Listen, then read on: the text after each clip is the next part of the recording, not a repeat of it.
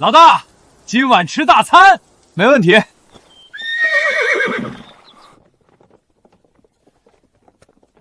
有人，又是突厥马贼！哼，竟敢在我们的地盘闹事！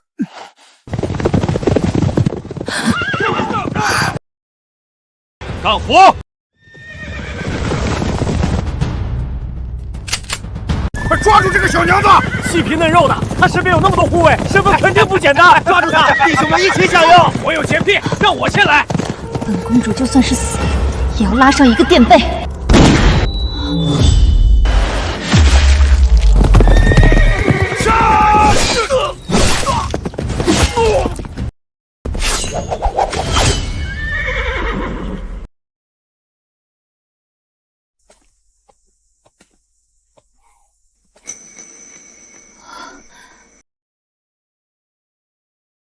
他手中是什么武器？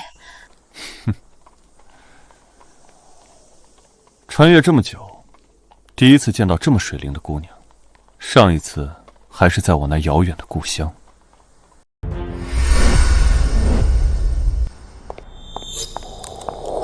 检测到宿主拥有帝王之姿，就是系统绑定成功。穿越地点：大周皇朝，请宿主在60天内将你需要的一切收入纳戒中。这是要我穿越到大周王朝，平乱世一统天下？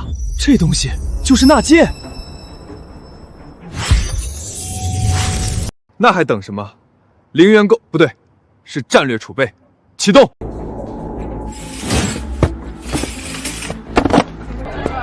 这些全部打包。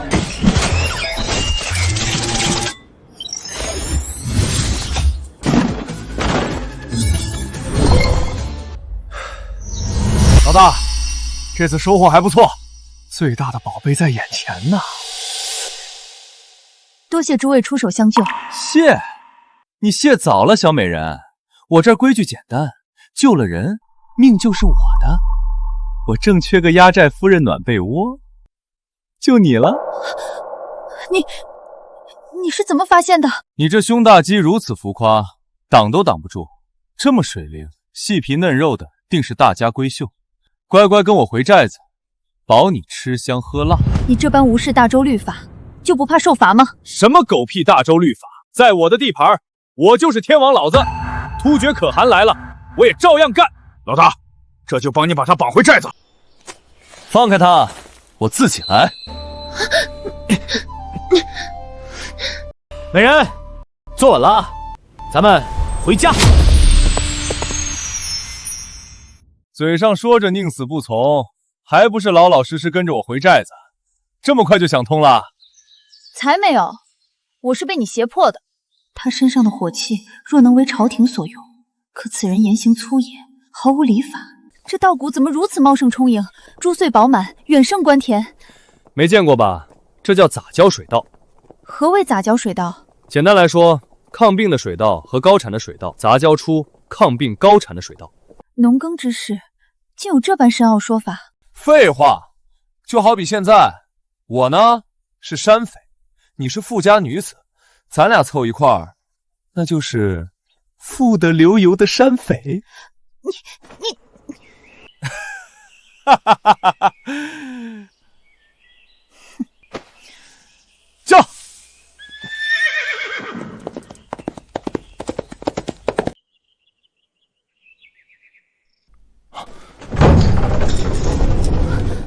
甲胄精良，队列肃整，这真是山匪。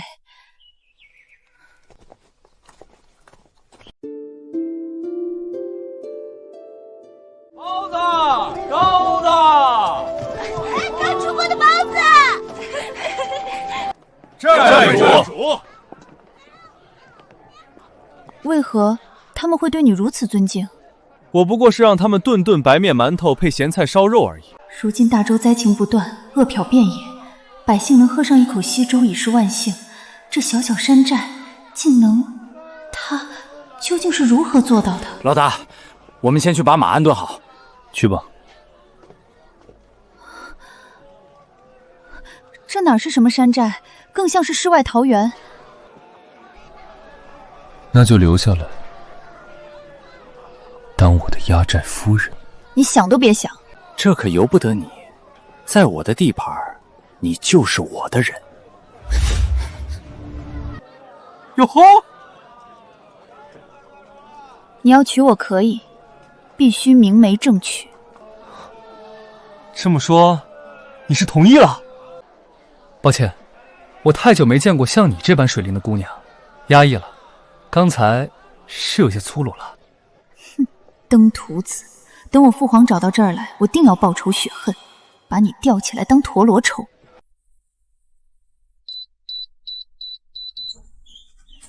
此物是何妖术？电子密码锁。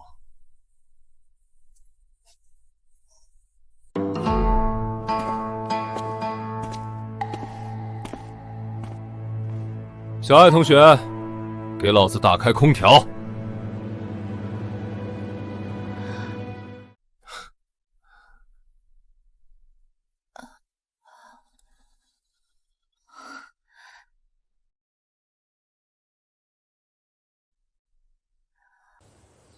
跟我来。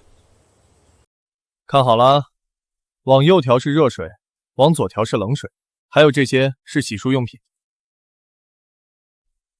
这又是何物？竟能如此精准调控温度。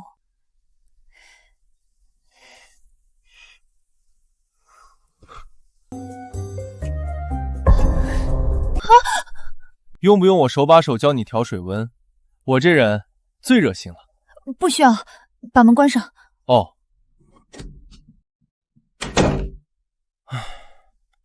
想不到今天会发生这么多事，突厥人竟敢……我是叫你出去，然后再把门关上。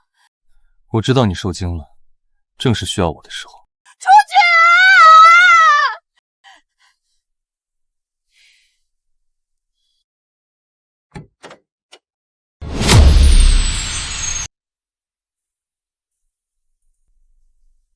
过来。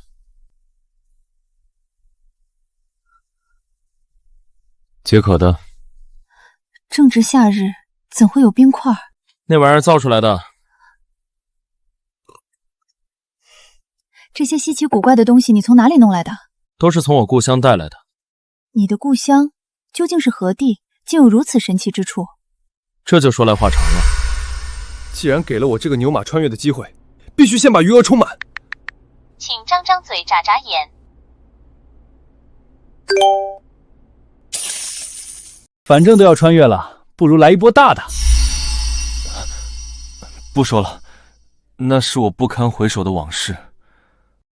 小鱼，他突厥竟敢动我的邀月，你立刻撰写讨伐突厥的檄文，此战必须踏平突厥王诏。陛下息怒，攻打突厥切不可操之过急。如今邀月公主下落不明，恰恰证明还有一线生机。若此然出兵，恐公主会有危险啊！陛下，探子来报，清风镇外的山寨发现公主的踪迹，公主似乎是被山匪绑架了。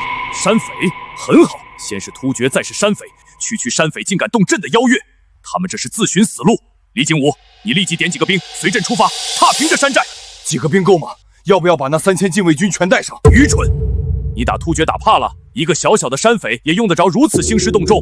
是啊，我难道真的被突厥人打怕了吗？区区几个土匪。正好，朕的剑也许久未饮血了，朕要亲自冲锋打头阵。全是奇物，沈晨，你这寨主真会享福。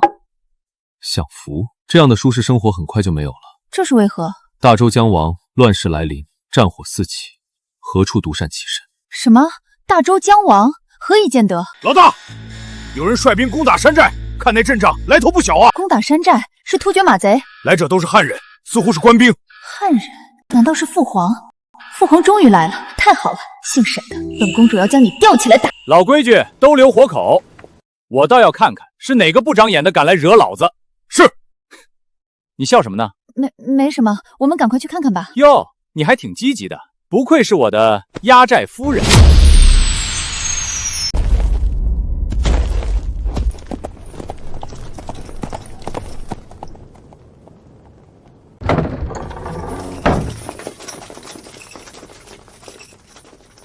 哟呵，有不长眼的人扰了我们山寨的宁静，大伙儿说我们该怎么做？全都拿下！全都拿下！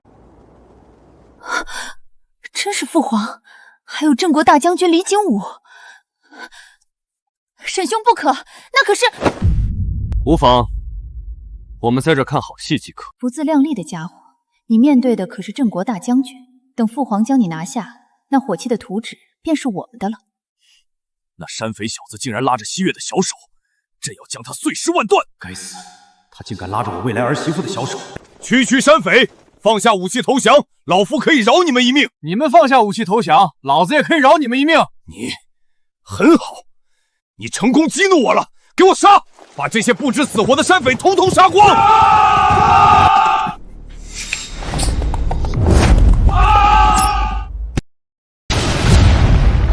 我的眼睛，我看不见了！这是什么妖术？冲啊！为了寨主，干趴他们！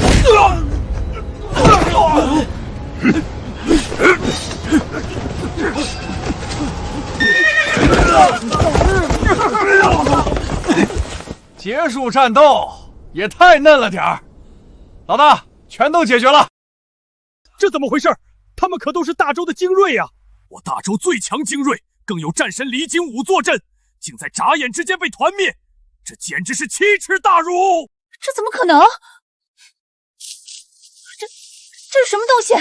你说电棍啊，也是我故乡的产物，只可惜这已经是我能买到最好的武器了，再往上就买不到了。老实趴着，等我们老大发落。两位好好配合，可免皮肉之苦。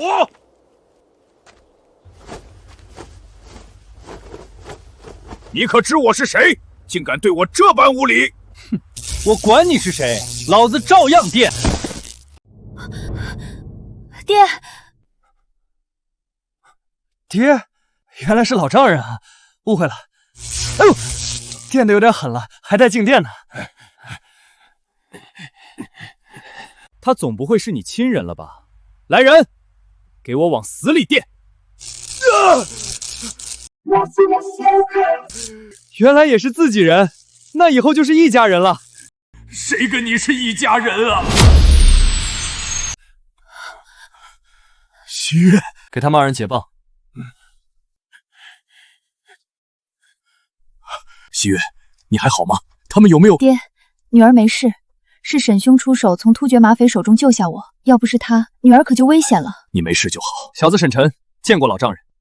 老丈人，你小子胡说什么？爹，沈兄他是在开玩笑。念在是你救了我女儿的份上，我可以对你今日所作所为记老不究。不打不相识，请伯父一步到我家中做客。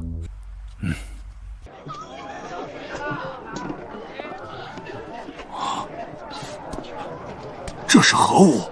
竟如此坚硬平整。陛下，这细盐晶莹剔透，有问题。宫中也未曾见过如此精细的盐。寨主，新鲜的牛肉，您尝尝。牛肉，此子竟在农耕时期宰杀耕牛，简直是无法无天。这肉串滑嫩爽口，你用的什么盐？矿盐。矿盐可是有毒的。山匪就是山匪，竟然拿矿盐当食用盐，愚昧无知。大惊小怪，矿盐经过寨主的过滤，早已无毒无害了。打包30串，样样来一点。好嘞。不等着吗？无需等待，会有人专程送至家中。送至家中，竟如此便捷？你小子在这山寨中倒是像个土皇帝。土皇帝，要当就当真皇帝。这大周的天下，迟早是我的。陛下，这到处都是他们的人，动起手来是我们吃亏呀。朕只恨没多带点人来。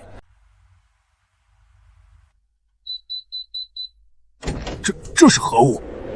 竟会自己打开？爹，此物名为电子密码锁，输入正确密码，大门就会自动打开。伯父，请。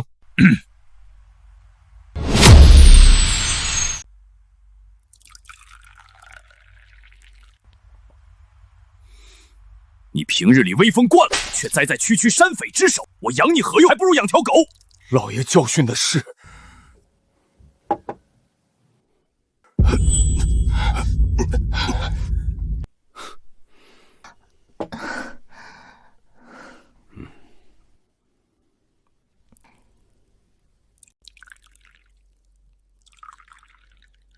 伯父，我这山寨平日连飞鸟都拒之门外，你可知我为何放你们进来？我听西月说，伯父行商南北，富可敌国。我这个人呢，向来喜欢交朋友，特别是伯父这样的富商。商人，他竟不知西月是公主，如此也好，先瞒着他，看看他到底想耍什么花样。在下李家李成，家中产业遍布天下。伯父，您似乎对我有很大意见啊。别以为我不知道你小子什么心思，你眼睛就没离开过我女儿。那就不瞒伯父，西月已决定留在山寨，给我当压寨夫人。我什么时候答应的？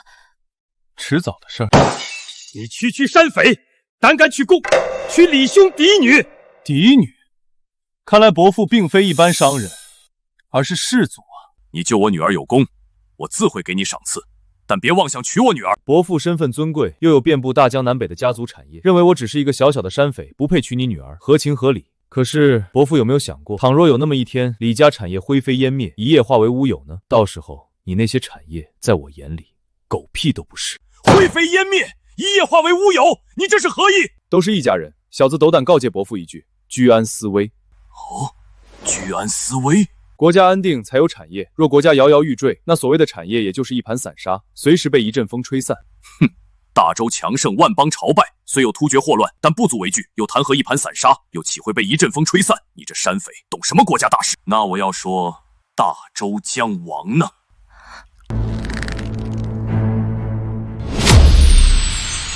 呵呵，不出几年，这大周的江山就会易主，到时候你们这些所谓的士族、商人都将沦为阶下囚。小子，你好大的胆子，竟敢在这妄言亡国论！妄言！如今突厥那帮杂碎在大周境内横行霸道，烧杀抢掠，无恶不作，百姓流离失所，苦不堪言。天灾人祸频繁不断，百姓如活在炼狱之中。可那大周皇帝呢？不问世事，无所作为，昏庸无能，朝廷文臣皆是酒囊饭袋，军中将领更是有勇无谋，更有奸臣当道，横征暴敛，各地商贩伺机大肆敛财，这就是历代亡国最直接的迹象。我看这大周啊，离灭亡不远了。你闭嘴！这不过是你意图造反的借口罢了，别在这巧言厉刺，蛊惑人心。陛下，人在屋檐下，不得不低头，先忍一时。这小子虽为山匪，却言辞犀利，见解独到，非同凡响，或是大才。你私养重兵，打造甲胄武器，明明就是试图造反，还敢在这儿狡辩！大周将亡，乱世来临，谁也不能独善其身。与其坐以待毙，不如主动出击。这天下从不是谁的天下，这皇位也从不是谁的皇位。谁有本事，谁就能坐上去。好，很好，你小子倒是胆子够大，口气也不小。那伯父私养死士又有何意图？为了自保罢了。伯父乃士族，产业遍布天下，真的只为自保？话都说到这份上了，何不敞开说？有些话要有足够的资格才配听。你一个小小的土匪，拿什么抵御朝廷大军？况且你是以土匪的身份造反，就算你成功了，你也不得人心。哼！老大，王知府前来拜访。让他进来。是。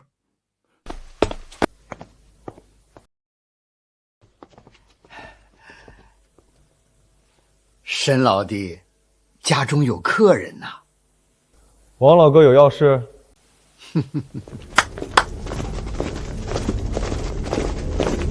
这些精锐身上的甲胄，竟比皇家御用还要高级。承蒙沈老弟照顾，这些是老哥的一点心意，还望沈老弟不要嫌弃。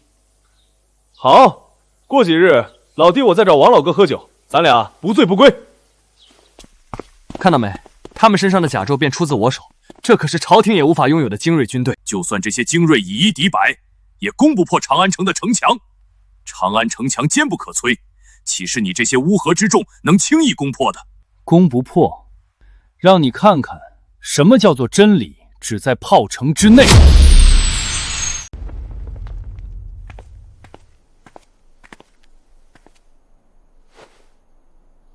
我天哪！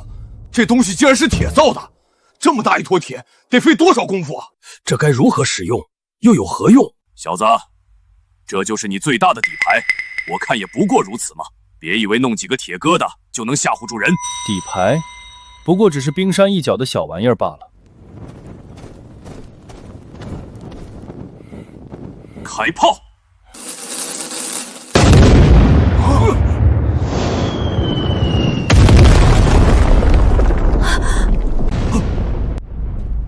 这还只是最初版，且只有5发炮弹。这5发就足以炸碎长安城的城墙了。伯父，事到如今，我有没有足够的资格上桌？上桌？你这是何意？伯父产业遍布大江南北，既有金钱又有私兵，只要我们合作，必定能让我们更上一层楼。他日我若建立新朝，黄袍加身，定为伯父封侯。封侯站在你面前的可是大周皇帝啊！沈兄，慎言啊！怕什么？我可说的大实话。以后咱们就是一家人，我当皇帝，你就是皇后。这小子似乎有很大的秘密，而且手段狠辣，野心勃勃，朕要好好套一套他的话。可我并不认为大周会亡，你不过是在危言耸听罢了。呵呵，只要有大周皇帝在，大周必亡。何出此言？突厥内乱，此乃最佳北伐时机。可大周竟不敢出兵北伐，更有薛延陀日益强盛，虎视眈眈。大周皇帝善行仁政，从未收刮民脂民膏，或使大周国库空虚，北伐虚财虚粮，实乃有心无力呀！有心无力，善行仁政，都是笑话。不作为就是这世间最大的腐败。南涝北旱，天灾人祸频繁不断，奸臣当道，横征暴敛，各地商贩伺机大粟敛财，百姓苦不堪言，灾民尸横遍野。这就是大周皇帝不作为导致的。原本我还以为他只能做个守城之君，现在看来他连城都守不住。你不过是逞口舌之能罢了。倘若你坐上那皇位，同样要面对如此困境，难不成你已有破局之解？看来伯父已经动心了，只不过还在权衡利弊。既然如此，那就让你看看我沈晨如何破此局。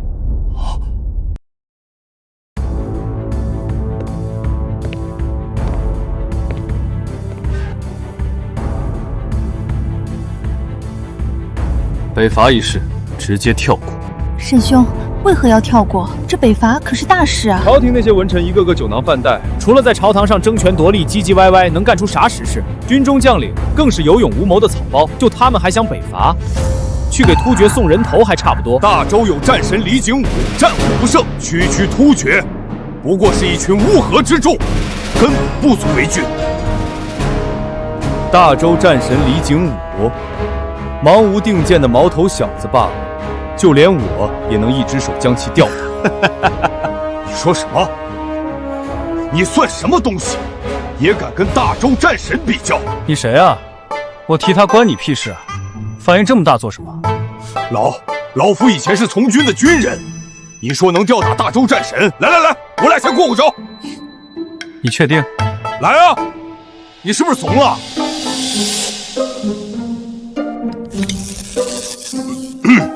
所以你们这些年轻人真没法跟你们讲道理。老夫我也曾横刀立马斩突厥，驰骋沙场，意气风发。李老哥，我不要，谢谢。你看你们现在的年轻人轻佻浮躁，我个人认为啊，还是踏实一点比较好。李老哥，哎呀，你看看你。先不说外患，现如今这大周千疮百孔，这才是最大的问题。区大周内忧困境，轻而易举，可从赈灾破局。赈灾？你不是口口声声说奸臣当道，横征暴敛，把老百姓都搜刮得差不多了，在地方宛如土皇帝，这还如何赈灾？难不成变出粮食来？先有民心，才有未来。至于奸臣，全杀了便是。全杀了？这得杀多少人呢？宁可错杀，不可放过。不把这些毒瘤铲除，这大周永远好不了。可国库空虚，没有余粮赈灾，羊毛出在羊身上。各地那些商贩趁着国难发横心财，那就对他们动刀。只需同时派遣暗军秘密前往各地，探明各地情况后，同时出手收缴粮食，进而同步赈灾。暗军在全国各地同时出手，既能打一个出其不意，让各地商贩无力反抗，又能通过赈灾收拢民心，以民心压制商贩的暴动。这计策妙啊！一点就通，你还不错。我堂堂大周宰相，竟因这小子的夸赞而沾沾自喜。伯父，此计如何？这雷霆手段，或许唯有你这样的山匪才能想得出来。如此一来，伯父心中是否已有答案？是跟我合作，还是继续观望？我要斟酌考虑一下。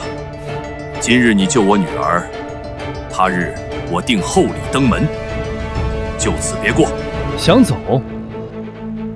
我可没说你们可以走了，还是住下吧。你这是何意？笑话！你们都已经知晓我要谋反，我岂能这么轻易放你走？你要如何？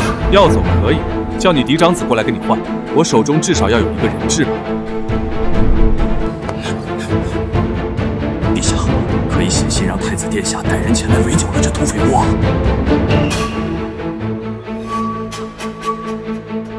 拿纸跟笔来。朕是不是真的老了？连这大周的天下都快守不住了。陛下何出此言？您依旧正值风华，大周有您这样的明君，定能重焕生机。如今大周破败不堪，摇摇欲坠，朕却无所作为，毫无建树，放任突厥祸乱边境，任由奸臣暴敛，南涝北旱，灾祸连连，百姓苦难，灾民流亡，这一切皆是因朕的不作为。陛下，老臣认为一切都还来得及。沈晨那小子的计策是毒药，也是解药，只要施行得当，就能破局。请陛下狠下心来，把那些奸臣贼子、贪官污劣统统铲除，还大周一个朗朗乾坤。这个天下需要一场血来清洗。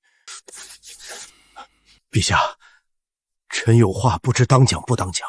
直说。沈晨试图造反，虽只是小小山匪，但出自他手的精良甲胄，能致人晕厥倒地的奇怪武器，以及那门威力巨大无比的大炮，这可都是威胁呀！没错，此子有勇有谋，若是成长起来，必定是个祸害。还请陛下趁早做定夺。可他是个难得一遇的人才，并且他造反的根本原因就是大周要亡。若是大周安然无恙，他或许便不会造反。就怕养虎为患呐！此事不可在意，朕自有打算。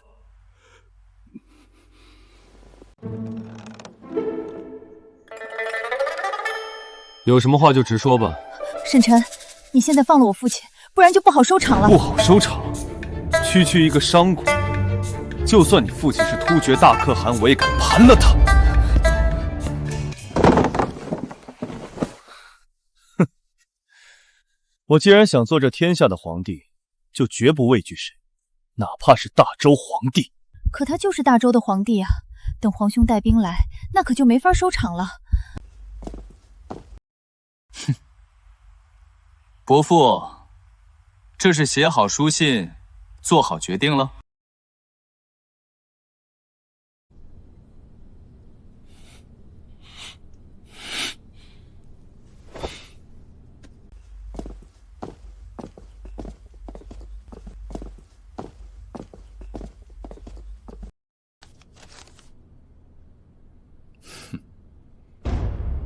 严武，这就把信送出去，不可耽搁。是。都这个时辰了，父皇怎么还没带着小妹回来？难不成是出事了？殿下，有我爹在，大可放心。太子殿下，陛下的信。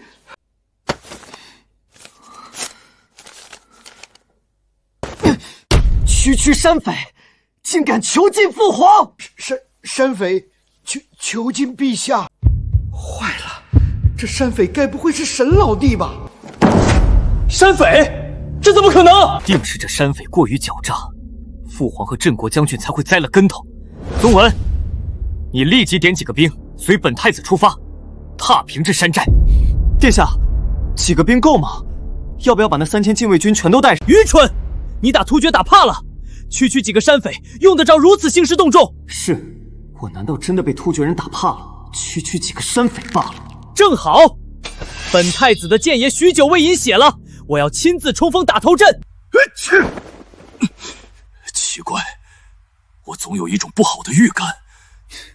伯父，这是染了风寒，那正好。严厉，老大有何吩咐？备上等牛肉、羊肉，今晚涮火锅。等大舅哥到来，我在尽地主之谊，总不能让娘家人空着肚子回去。是。哼，什么娘家人？既然伯父不领情，那我也不好强求。西月，你喜欢酒吗？沈晨，你现在放了我父亲，一切都还来得及。这酒，走，咱俩到屋内好好品尝这美酒。我得在皇兄带兵来之前，劝说他放了父皇离开，否则要酿成大祸。大胆狂徒，竟敢亵渎我的宝贝女儿！不行，我要去与他拼命！陛下不可，再忍一忍，忍！你们两个废物！我的女儿都要被贼人玷污了！陛下，这是禁卫铁骑，太子殿下来了！来得好！我儿总算来了。等拿下这伙山匪，朕必定重重有赏。陛下，趁机逼他交出火器甲胄、制盐之法，我大周国力必将暴涨。还不够，必须要他把那些农耕技术，还有培育种子的方法也交出来。还有，朕要狠狠揍他一顿，出气！准了，下手重点。老大，不好了！寨子外来了一群官兵，他们身穿甲胄，像是朝廷的禁卫军。没完没了了是吧？朝廷的禁卫军来这儿做什么？莫非是我的事情败露了？皇兄竟来得如此之快，这下糟了！哼，老丈人，你得意什么？莫非外面的兵马与你有关？老大，朝廷的禁卫军处理起来会很麻烦啊。与我无关，定是你小子蓄意谋反。大周的铁骑收你来了。既然如此，我倒要会一会这大周的铁骑。还敢如此狂妄！等下你这破山寨就会被大周的铁骑踏平。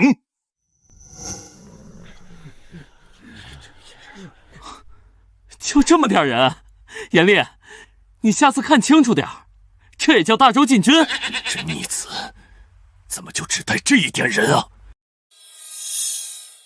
这画面我怎么好像刚看过？坏了，真是有其父必有其子啊！谁是这山寨的头子？出来受死！哦，是吗？你就是这山寨的头子？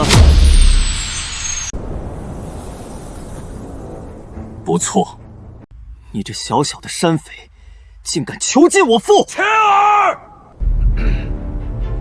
原来父皇并未暴露身份，这倒也是。堂堂大周皇帝竟被山匪囚禁，这要传出去，岂不如让天下耻笑？小子，你罪大恶极，竟敢辱我父亲！看来我这小舅子脾气还挺冲啊。沈晨，你只是一个小小的山匪，远远不及我儿。我儿李乾上过战场，杀过突厥，立过军功，所以伯父一开始就没打算让大舅哥留下当人质。不错。什么？让我留在这山寨当人质？小子，你当真是狂妄至极！我5岁练剑，6岁练枪，10岁骑射，13岁便随将军征战沙场，你算什么东西？哟呵，你不服？哼！沈晨，你敢不敢与我儿1对1单挑？乐意至极。你不就是仗着这破棍子？要没他，你算个什么东西？有种堂堂正正和我儿比一场！好，这赌约我应了。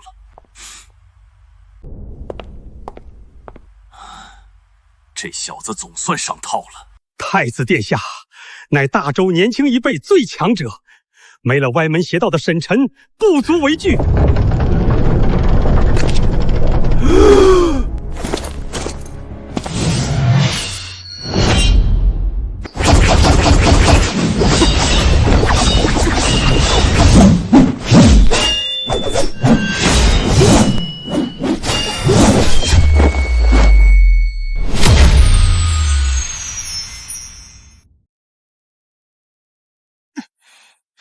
沈晨，天黑了，刀枪无眼，你现在认输还来得及。怎么，你怕黑啊？怕黑现在就赶紧回家去吧。我儿上战场杀敌多年，夜中奇袭沙场破敌，这天一暗，视线有限，你这寻常人怕不是连路都看不清了。等下要输了，可别说我不留情面。狂妄！废话少说，来战！我手中这把银枪名为闪银枪。闪银枪，好名字！看来你的枪法以快著称。我手中这把剑，乃是我立下赫赫军功、皇帝御赐的破霄剑，而我的剑法以狠准著称，所向披靡，无人能敌。接下来我这一招，你可要睁大眼睛看好了。哼！我的眼睛！一点寒芒先到，随后枪出如龙。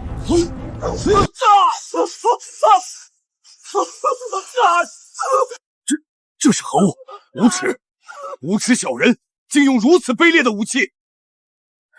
这要是败了，本公主岂不是要留在这里，给他当压寨夫人？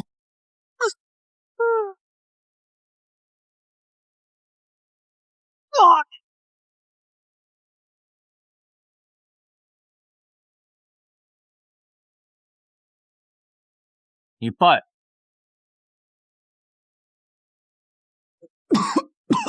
李乾，你败了。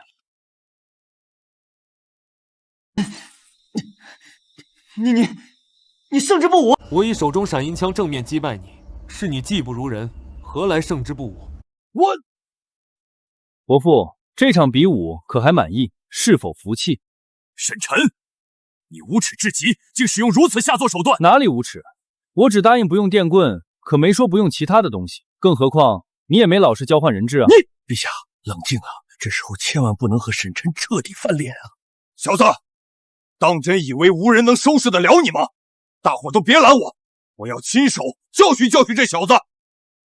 你们不守规矩在先，那我自然没必要守着规矩。哎，爹，别冲动，冷静冷静。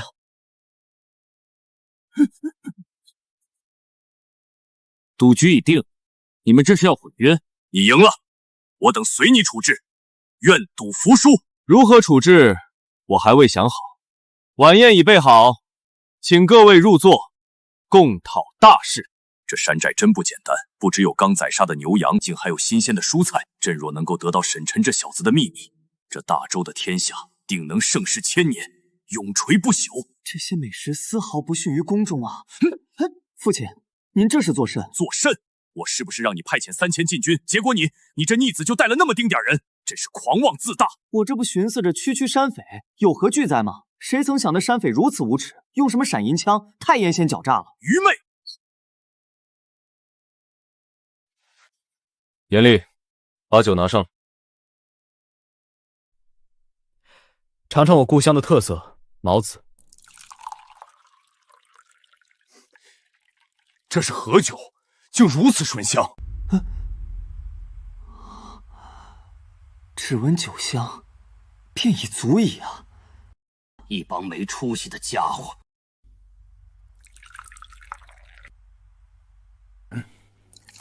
来来来，一家人喝一杯，今日不醉不归！来！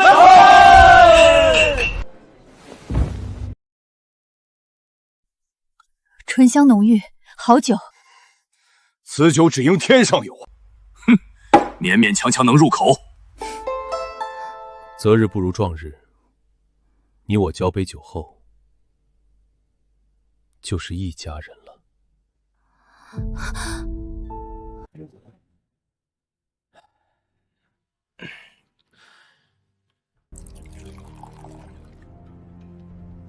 小子，我把话放在这儿，你若是以赌约娶我女儿，我绝不答应。哎呀，多谢老丈人提醒，我原本还愁着如何迎娶西月呢。你这简直就是困了送枕头，正中我下怀啊！沈晨，你之前可是答应我要明媒正娶。明媒正娶？可小妹你已有婚约啊！已有婚约？是哪个不长眼的敢跟我抢女人？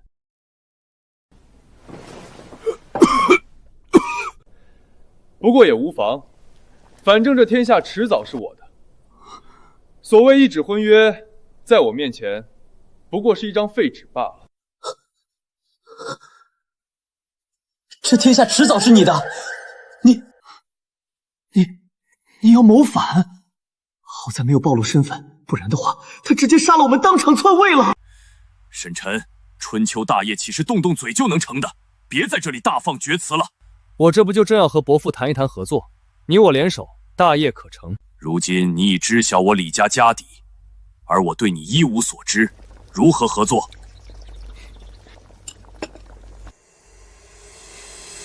既然伯父想通了，那就边吃边谈。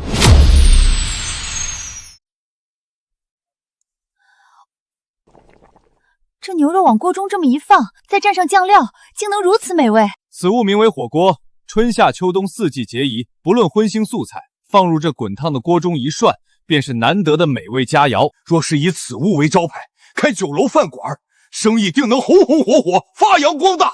伯父，发扬光大的前提是百姓安居乐业，这大周不行。你罢了，我不与你争论这些。好酒好肉，快宰快宰！这酒，诸位以为应该卖多少钱合适？老夫嗜酒如命，走南闯北，喝过无数美酒，却从未喝过如此香醇的美酒。依我看，此酒一斗10千钱。一斗10千钱，这价钱竟能与醉仙楼的头牌名酒相当了，会不会有些高了？价钱低了，此酒独一无二，一斗100两都不为过。1斗100两，你这简直是狮子大开口啊！小子，你真以为会有人花100两银子买你这酒？这可不是一笔小数目啊！这民间不缺有钱人，关键是如何把酒卖出去，让他们心甘情愿地掏钱。世人皆知大周国库空虚，是因大周关爱百姓，施行仁政所致。可百姓也没钱，那钱呢？钱都去哪儿了？所以你是打算把这酒卖给那些达官贵族？不错，那些达官贵族腰缠万贯，不差这点钱。此酒虽好，但没有足够的名气。即便是达官显贵，也难以舍得花费100两购买区1斗。打响名气，我已有计策。只要按照我的计划行事，这酒必定能声名远扬。而这酒的酿制，不知伯父有没有兴趣？朕若不与沈晨合作，他也可与他人合作。有话直说，不必拐弯抹角。正如伯父所见，我这寨子虽小，却五脏俱全，甚至与长安相比，有过之而无不及。若想成就大业，唯一需要解决的问题，那便是人力物力。所谓钱财，与其收割百姓，让他们苦不堪言，不如劫富济贫，让那些为富不灵者将钱都送上门来。好，说得好！那些达官贵族一个个爱财如命，平日里搜刮民脂民膏。倘若这酒真能让他们出血，何乐不为呢？这么说，伯父是同意合作了？酒虽好，却远远比不上你那能够致人晕厥的棍棒，还有那恐怖的火炮，这才是关键所在。伯父，你还真是贪得无厌啊！既想要酒的利润，又觊觎我的武器装备，你这又是何意？哼！此前我欲造反，伯父却遮遮掩掩，欲拒还迎，始终不肯表明真实态度。现如今，伯父似乎比我还要急于求成，这转变可真快啊！所以，你这是不信任我？没错，现阶段我并未能够看到伯父，也就是李家的实力。这天下可不是什么阿猫阿狗都有资格争夺的。这小子越来越狂妄了，难道我这大周皇帝还不够资格？等酿酒仪式完成后，你我再做进一步的合作。如此也好，就依你所言。事关紧要，就此别过。那我就在这山寨中等候伯父的好消息。钱儿，你且留在这山寨中。所以，我真是人质。我堂堂大周太子，竟是父皇用来换取自由的人质。这传出去，我的脸面往哪儿搁？西月，跟我回去，这里不是你该久留的地方。这就舍不得我了？本姑娘才没有，你别自作多情了。你跟伯父回家去，假以时日，我沈晨必定对你李希月明媒正娶，让你风风光光的嫁给我。明媒正娶？即便你我合作，共讨大事，我女儿也绝对不可能嫁给你这个土匪头子。你休要痴心妄想。今日你救我女儿，他日我定厚礼登门。就此别过，别再纠缠我女儿。厚礼就不用了，不如让西月以身相许，当我的压寨夫人吧。打住！这小子是铁了心想拐走我这未来的儿媳妇。严厉，备马车，恭送老丈人。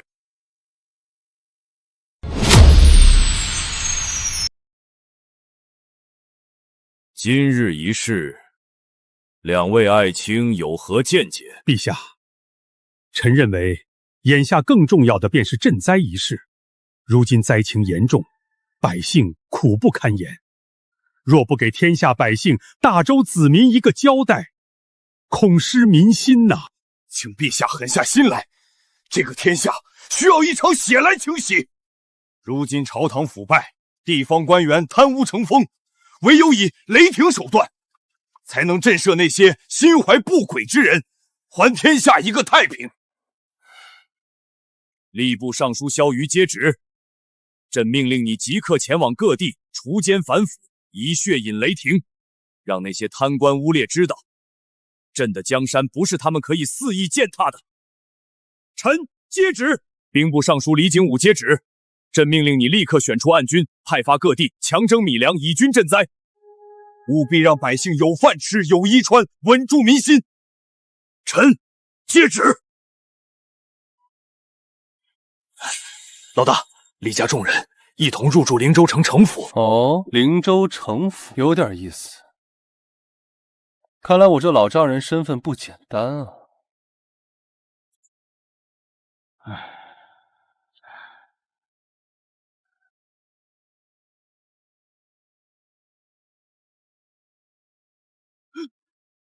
微臣王石拜见陛下，是微臣有眼无珠，于山寨中未能认出陛下，请陛下恕罪，臣罪该万死啊！王石，你这知府真是威风啊，竟敢私养重兵，你好大的胆子！陛下，臣冤枉啊！臣并未私养重兵，突厥马贼祸乱灵州城，臣为保灵州城，保灵州城百姓的安危，便从沈臣手中购买甲胄，并让沈臣对城府侍卫操练培养。臣一心护民，绝无反心啊！请陛下明察。绝无反心，很好。朕正好有话要问你。陛下，这身甲胄便是从沈臣手中购买得来的，可否看出此甲胄有何玄妙之处？陛下，此甲胄坚硬无比，但重量却出奇的轻。此物似铁却不是铁，怪哉怪哉！陛下，臣曾对这身甲胄做过测试。寻常的刀枪弓弩根本破不了防，就连陌刀都只能对其造成一丝痕迹，或许唯有弩机才能破其防御。这甲胄竟如此坚韧，若我大周军队都能配备此甲胄，那战斗力必将大幅提升。何愁突厥不灭？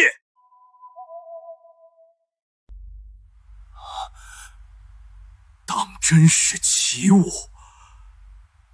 如此精妙绝伦，世间罕见呐！使人晕厥的棍棒，威力巨大无比的火炮，以及这甲胄，更别说他那院子里那么多稀奇古怪的玩意儿。这沈臣难不成是神仙？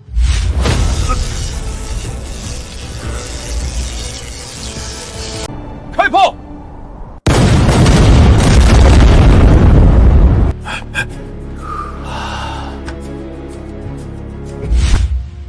沈臣手中还有一把火器，发动攻击时声势浩大，但却无比精准，能一瞬之间击杀敌人，让人防不胜防。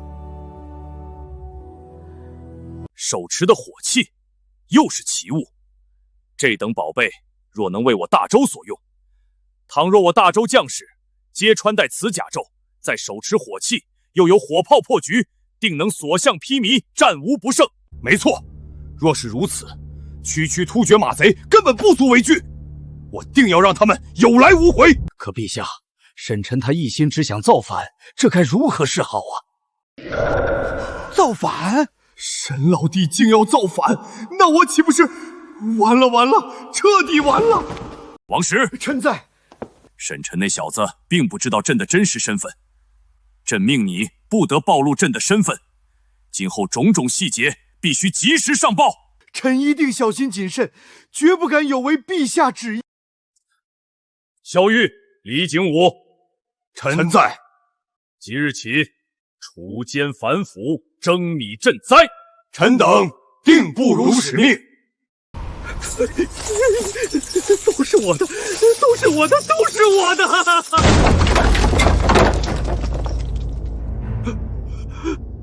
贪赃枉法，就地格杀！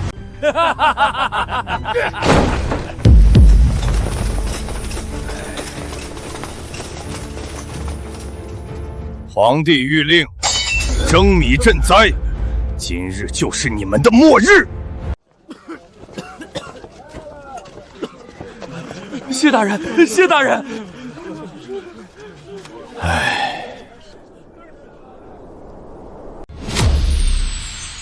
陛下，以长安为起点，此次除奸反腐行动如雷霆般迅猛，势如破竹，已取得巨大成效。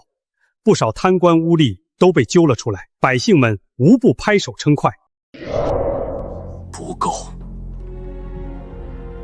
远远不够。朕万万没想到，只是一个长安城就有如此之多的蛀虫，它们就像吸血虫一样，吸食着百姓的血汗，掏空着大周的根基。那这天下呢？这九州大地呢？还不知有多少这样的蛀虫隐藏在暗处。正如沈臣所说，大周早已千疮百孔，这些蛀虫唯有除尽，才足以平民愤，才能让大周重新焕发生机啊！微臣定竭尽全力，依陛下旨意，彻底清除朝廷中的害群之马，还百姓一个朗朗乾坤。又是场面话，你有话直说，别跟朕绕弯子。长安城此次行动引起轩然大波，各地官员都惶恐不安，深藏不露。此后最难以解决的问题，便是如何让这些有所防备的蛀虫浮出水面，让他们无处遁形。你说这个问题，沈臣有没有办法解决？他鬼点子多，说不定又能想出奇招。沈臣，若是与其交流，那陛下的身份不就暴露了？这恐怕不妥，万一他心怀不轨，对陛下不利。无妨，朕早已想好对策，朕自有分寸，你就不必多虑了。沈臣，酿好的酒都存放在前方的酒庄。看来我与伯父合作，确实是明智之举。那是自然。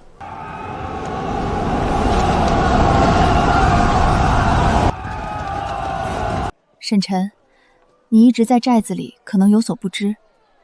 大周朝廷这几日以举国之力除奸反腐，征米赈灾，这些难民也在陆续得到救助，情况正在慢慢好转。除奸反腐，征米赈灾。沈臣，若是大周不会亡，你是不是就不会反了？我生怕有那么一天，你与父皇兵刃相见。小子，是不是很意外？你该不会以为整个天下就只有你能想出这样的计策吧？普天之下，终有能人异士。我甚至可以这么认为，这个计策并非有你所想，而是你道听途说罢了，不过是个食人牙玉之徒。原来那日你之所见乃是盗窃，山匪就是山匪，终究上不了台面。你们这一唱一和的，还是太着急了。你这是何意？倒打一耙，操之过急了。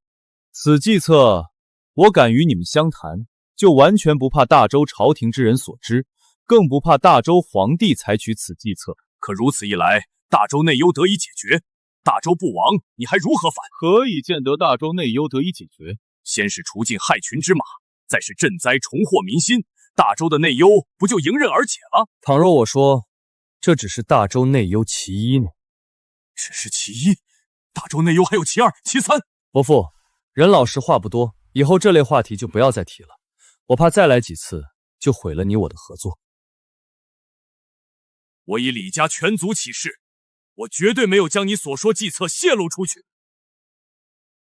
小子，跟朕耍小心思，你还嫩了点儿。这个计策可是你当着朕的面提起的，与泄露无关。看来是我误会伯父了。哼，你小子过于浮躁，我不过是试探你，你就翻脸不认人，这我还怎么放心把我女儿交给你？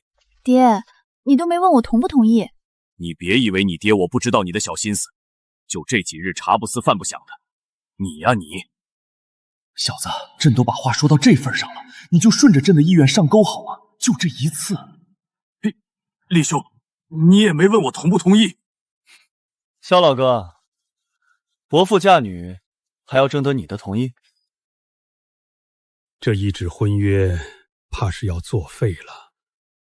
现如今大周朝廷，先是除了害群之马，再是赈灾重获民心，天下就此安定。我就问你，你还反不反？反？为何不？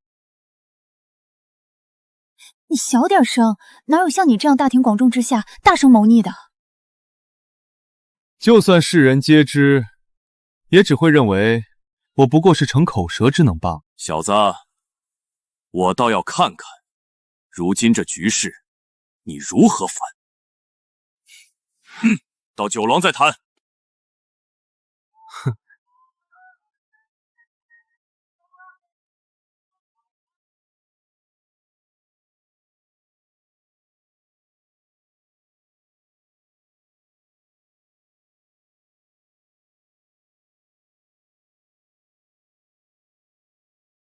虽有差距，但也足够。沈晨，这酒的酿制极其复杂，人力物力成本都远超于市面上最好的酒。你若是卖不出天价，就是亏本的买卖。伯父这是想与我重谈分账？不错，我出钱又出力，这酒的营收，我至少该拿60%、70%、70%，你这山匪竟然还会让步？我的意思是，我拿70%。沈晨，你别欺人太甚，你这是坐地起价。沈晨，你这就过分了。我父亲是根据成本与你商谈，而不是漫天要价，你反而如此对待。你们啊，就没一个沉得住气的，我都来不及解释。哼，我倒要看看你如何解释。原本呢，我认为这酒最高也就只能卖个100两1斗，但如今这酒1000金难买，10000金都难求啊！1000金难买，10000金难求。原来你是打着卖酒的名义，继续做你这山匪的勾当，杀人越货呀！买酒搭命，不是都什么跟什么？我画的饼，你们就这么难以下咽吗？沈晨，我们是难以相信，这酒虽好，但也卖不到这个价格啊！你们不可以，别人也不可以，但我可以。大周除奸反腐，征米赈灾，从这儿入手。大周除奸反腐，征米赈灾，从这儿入手。这酒你从一开始就打算卖给达官贵族，美名其曰劫富济贫，原本100两1斗就足够匪夷所思了，他们又凭什么会以1000金甚至10000金买你这酒？这酒呢，问题不在于他们愿不愿意舍不舍得，而是在于我卖不卖。你这小子说的越来越玄乎了。就是，做买卖岂是像你这样动动嘴皮子就能成的？沈晨，你就别藏着掖着了。如今这酒的价格全由我来定，且总会有人迫不得已买单，还得多亏了大周朝廷，还有大周皇帝，是他老人家把这份大礼送到我手上。父皇千算万算，似乎又把自己算进去了。大周以长安城为起点，除奸反腐，各地惶恐。若是我这酒等于免死金牌，那各地贪官奸臣势必争先恐后的抢买。如此一来，这酒是不是由我定价，由我决定卖或不卖了？免死金牌？可这只是一坛美酒，如何让所有人都认为这坛酒就是免死金牌？老大，我知道了。老大，你是不是要让那皇帝老儿为你代言，将我们的酒称为免死金牌？以酒为免死金牌，引贪官奸臣万金抢购，这似乎确实是一个好计策。难道我这大周宰相连沈晨手下的山匪都不如了？让大周皇帝以这酒为免死金牌，昭告天下，这能行得通吗？沈晨这小子再三试探，该不会早就认出朕的身份了吧？错了，错了，你们又都错了。与大周皇帝合作，确实可以收割贪官奸臣的钱财，可这钱财到了他手中，就不可能再吐出。正如我所说的，是他无心插柳柳成荫的送了我一份大礼，那我岂能把这份大礼反手送回去呢？正如我所说的，是他无心插柳柳成荫的送了我一份大礼，那我岂能把这份大礼反手送回去呢？哼，若没有大周皇帝点头同意，你这酒凭什么能够让那些贪官奸臣认可？免死金牌不就是空有虚名？刀都架在脖子上了，认不认可也不只是他们说了算，而是我说了算。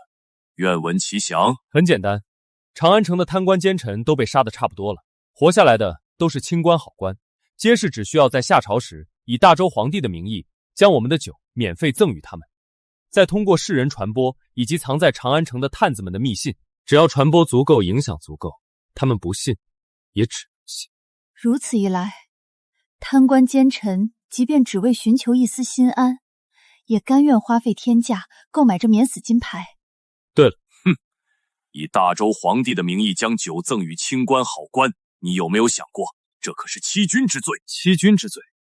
我沈晨这个人向来不喜欢欠人情，既然大周皇帝送了我一份大礼，那我就回他一份大礼。所以你要七成，是为了将其中一部分上交，以此平怒？啊，上交一部分，这点钱财岂能入大周皇帝的眼睛？能入啊，朕看得上啊。不上交钱财，那你如何解决欺君之罪？长安城动荡，地方惶恐，大周朝廷在地方除奸反腐，势必艰难重重。确实如此，确实如此。你可有计策？所谓欺君之罪，我无需上交钱财，只需上交一份花名册。花名册，我们这酒等于免死金牌，势必有人舍得且愿意花费天价购买。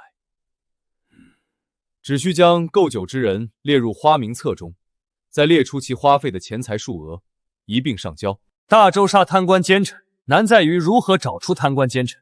有这花名册在，谁是贪官，谁是奸臣，一目了然。妙啊，妙啊！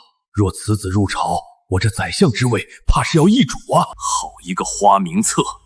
此计可让一众贪官奸臣如鱼儿愿者上钩般争先恐后的送死。如此一来，你就等同于替大周皇帝查找贪官奸臣，而大周皇帝只需要对着花名册杀人就行。有这花名册在，欺君之罪又有何妨呢？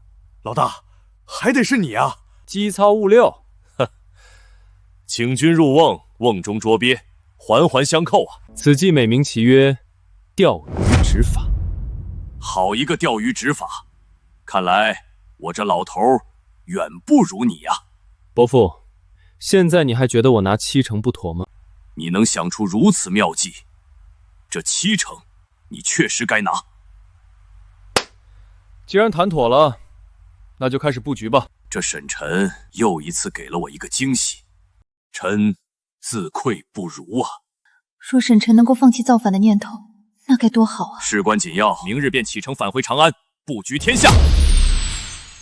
陛下此次雷霆反腐，长安城已血流成河，咱们即便问心无愧，也怕被波及啊！这架势是要血洗朝堂，谁也不敢保证能独善其身。怕就怕陛下杀红了眼，连你我也难逃一死。这朝堂之上，还有谁能幸免呢？陛下有旨，请诸位大臣留步。吾皇万岁万岁万万岁！众爱卿免礼平身。诸位为大周、为天下百姓日夜操劳，朕心甚慰。今日特赐御酿美酒以表朕意。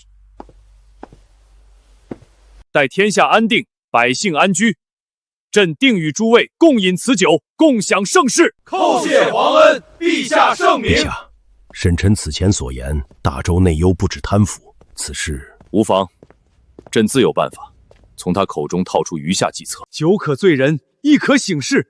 陛下许共饮，这是认同陛下的认同啊！此酒可保我等性命。有了这酒，我们便无需再担忧陛下的猜忌了。这酒就是免死金牌，持有它便得陛下庇佑。完了完了！长安城杀了这么多贪官，下一个就轮到咱们了。咱们这些年贪的银子够出9族了。逃能逃去哪儿？漠北突厥作乱，南北灾荒不断，竟无咱们藏身之处。咱们是一根绳上的蚂蚱，一旦暴露，必死无疑啊！老爷，大事！长安城内所有清官都得了陛下御赐美酒，陛下还说要与众臣共饮。陛下赐酒，还许共饮，这是什么意思？现在活着的都是清官，陛下这时候赐酒，摆明了是这酒就是免死金牌，有了它，咱们就能保命。快，不管花多少钱，立刻把这酒买回来，多少钱都值。是。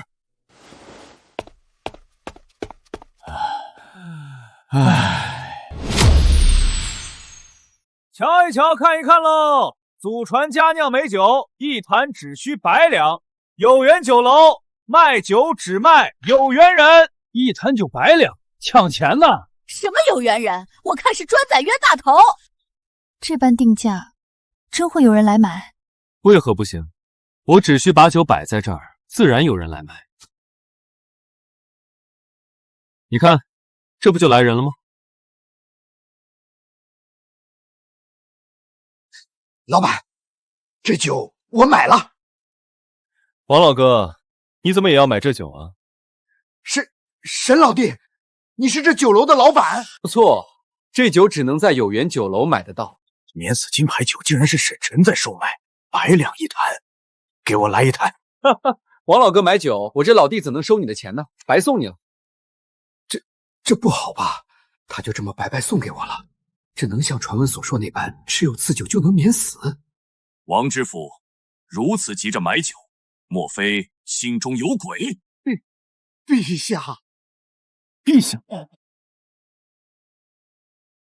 陛下，陛下曾赐此酒于朝中重臣，我也想尝一尝此酒有何不同之处。只是如此，没有其他原因。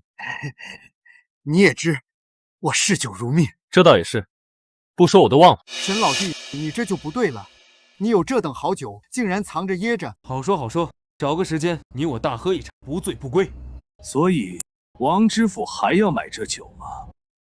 不买了，不买了。伯父，你这就不对了。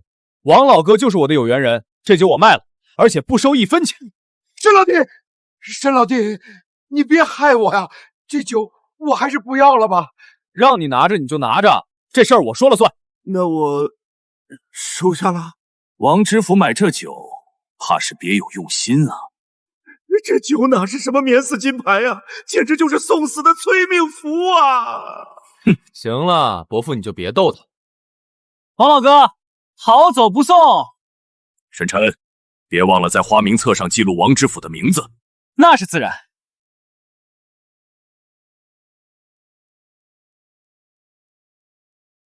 王老哥，你的酒我不要了，我不要了。不对呀，这免死金牌酒，他怎么能说不要就不要呢？他反应怎么这么大？白送都不要。他跟你熟，自然看穿这酒表面是免死金牌，实则是催命符。这倒也是。客官，买酒吗？没错，就是这酒，100两一坛，能保全家性命，值！冷静点，别惹人注意。给我来3坛酒，我也3坛，我也3坛。待宰的肥羊，自己送上。该死的贪官奸臣！3位抱歉，本店规矩，1人限狗1坛。有钱你不赚，有病啊！我的地盘我定规矩，不接受就请便。你1坛就1坛，保命要紧。而且这钱不够。你说什么？牌子上写着1坛100两，3坛正好300两。刚才是100两，现在涨价了。你这是坐地起价！这我的酒，我想怎么卖就怎么卖。你夫君，做生意别意气用事，免得惹麻烦。这声夫君我爱听，看在我娘子的份上，300两就300两，算你们运气好。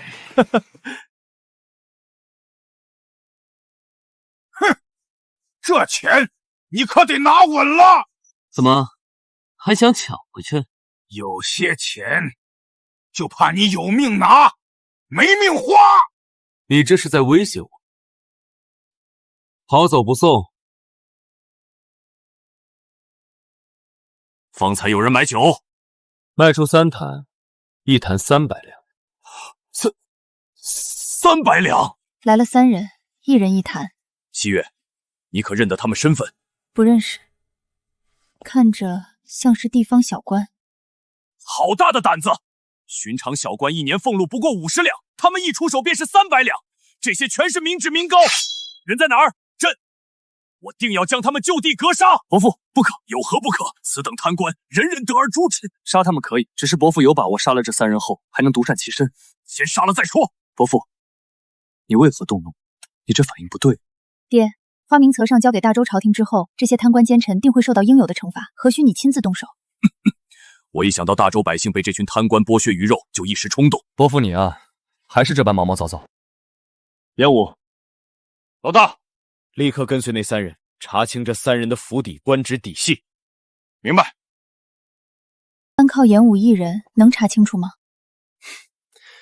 这你就放心吧，严武可是受过专业的训练，区区小事不值一提。哦，我很好奇，你手底下像严武这样的人还有多少？严武只是我手底下一个小小的掌柜罢了。方才我们与那3个贪官交易的时候，大周各地也同时进行交易。同时进行交易，这大周100余州城，那岂不是意味着沈臣手底下至少有500个像严武这样的精锐？你若再喊我一声夫君，我可以满足你的好奇心。你得寸进尺。早晚的事儿，多叫几声就习惯了。伯父是世家大族，想必结识不少朝中官员。你想做什么？直说无妨。这场风雨还得再添一把火。酒虽有名，但贪官还在观望。毕竟免死金牌只是虚名，没人真信。你想让朝廷反腐的官员去查出买了酒的贪官？没错，而且必须找一个天下公认刚正不阿的官，配合演一场戏。这天下谁人不知大周监察御史陆清为人刚正不阿，为官两袖清风。若伯父能请动他，让他高调查办，却在看到我的酒后当即收手离去，如此一来，天下人便会认定这酒真能保命。到那时，我这酒才能真正卖到千金一坛，万金难求。好，我来安排。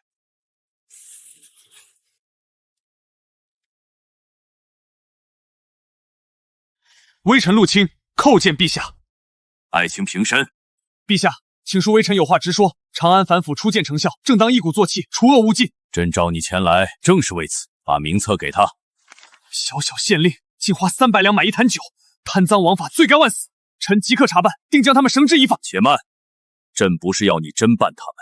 陛下，朕要你配合演一出戏。你带兵上门查办，姿态要足，声势要大。但只要他们拿出那坛酒对你示意，你便立刻收兵撤走。陛下，证据确凿，皆是死罪，为何要放？朕就是要让全天下贪官看见，持有此酒，便可不死，哪怕罪当诛九族，也能安然无恙。如此一来，天下贪官必会倾家荡产，抢购这免死金牌酒。陛下的目的是要让所有的贪官奸臣浮出水面，再一网打尽。原来这免死金牌酒是陛下布下的大局。陛下是要引蛇出洞，让所有贪官自己跳出来，再一网打尽。不错。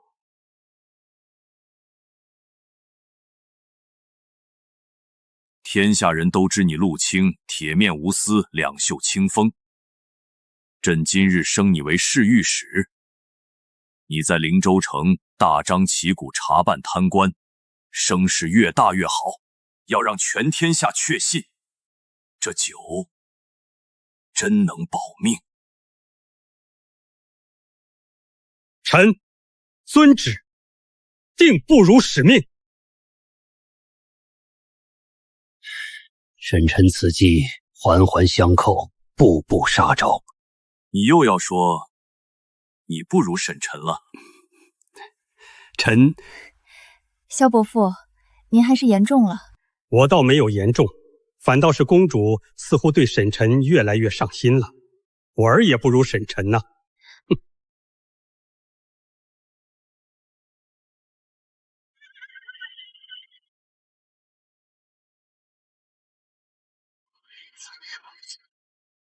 侍御史亲自带队，这阵仗可真威风。那是自然，我爹出面，小事自然办得妥当。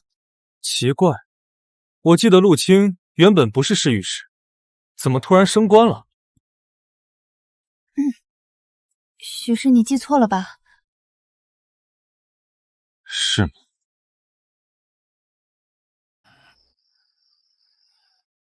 不好了，是陆清，陆清来了！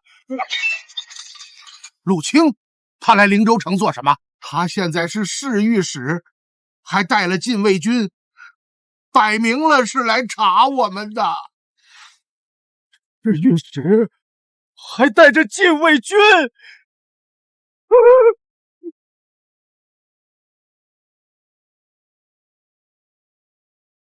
将府邸四面围住，一只苍蝇也不许放走。是。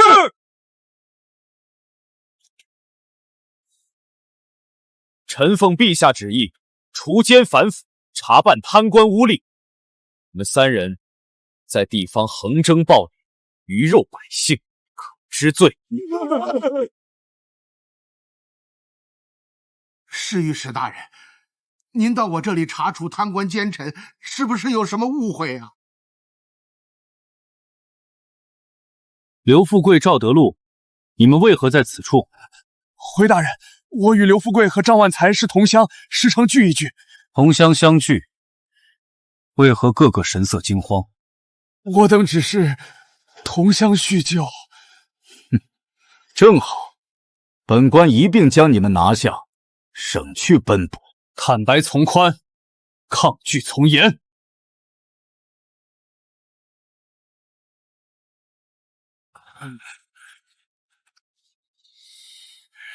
侍御史大人似乎对这酒情有独钟啊！正好大人远道而来，我等更应尽地主之谊，今晚不醉不归，如何？你们这酒，陛下曾言要与天下文武重臣共饮。你这是何意？陆大人奉陛下之命到灵州城除奸反腐，我等见陆大人就如同见陛下，此酒为何喝不得？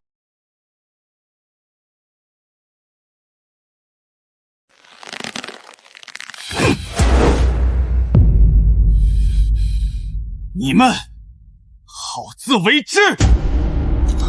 大人，闭嘴！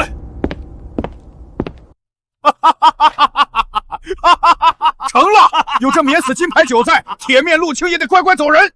什么青天御史，在这酒面前就是纸老虎。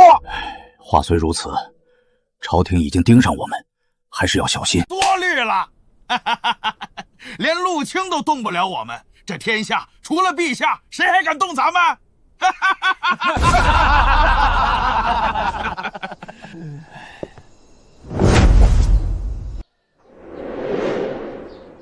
你让陆清演这一场戏，真能把酒炒到千金难求？戏一唱完，做贼心虚的人会疯抢这能保命的东西。到时候我控量一天只卖3-5坛，价格自然飞上天。原来如此，老大，陆清按计划行事，一开始气势十足，一见酒就佯装鸡蛋撤退。那3个贪官已经彻底信了这酒能免死。这陆清戏不错，接下来关门停售。停售？先让他们急，让他们疯，让他们把消息传遍天下，等火候到了，再一网打尽。成了。烟雾，立刻飞鸽传书，全国所有酒摊全部暂停售酒，待命。是。鱼儿该扎堆了。这1个月，朝廷先征米赈灾，再铁血反腐，手段异常凌厉，实在反常。是啊，大周朝廷像是突然换了性子，开窍了一般。慌什么？朝廷越乱，对我们越有利，这是千载难逢的机会。我是怕这场大火最后烧到我们齐家头上。愚蠢！火越旺，我们越能浑水摸鱼。让你们联络突厥的事儿办得如何？回父亲，已与突厥接上话，但他们狮子大开口，漫天要价，先给点甜头，稳住他们，等利用完再斩草除根。是。一群蠢货！那免死金牌酒明明是骗局，竟还有人抢着花1000金购买，真以为一坛酒能保命，简直自寻死路。查清这酒的主人了吗？回爷爷，此人名为沈晨，是个山匪头子。山匪头子？山匪一夜之间变身酒楼东家，还能掀起这么大风浪，他背后一定有人。继续查。是，爷爷。这酒已经冲击我们齐家的生意，要不要直接砸了有缘酒楼，逼出幕后主使？不必。陆清刚被提拔为侍御史，又正好在灵州城。陆清铁面无私，又有陛下撑腰，灵州城必定血雨临风。等那沈晨的把戏被戳穿，酒楼自然不攻自破。父亲，大事不好！慌什么？难道朝廷又有动作？不是朝廷，是陆清。陆清怎么了？陆清奉命查办张万才、刘富贵、赵德禄3个贪官，证据确凿，却在他们拿出免死金牌酒后，直接撤兵了。什么？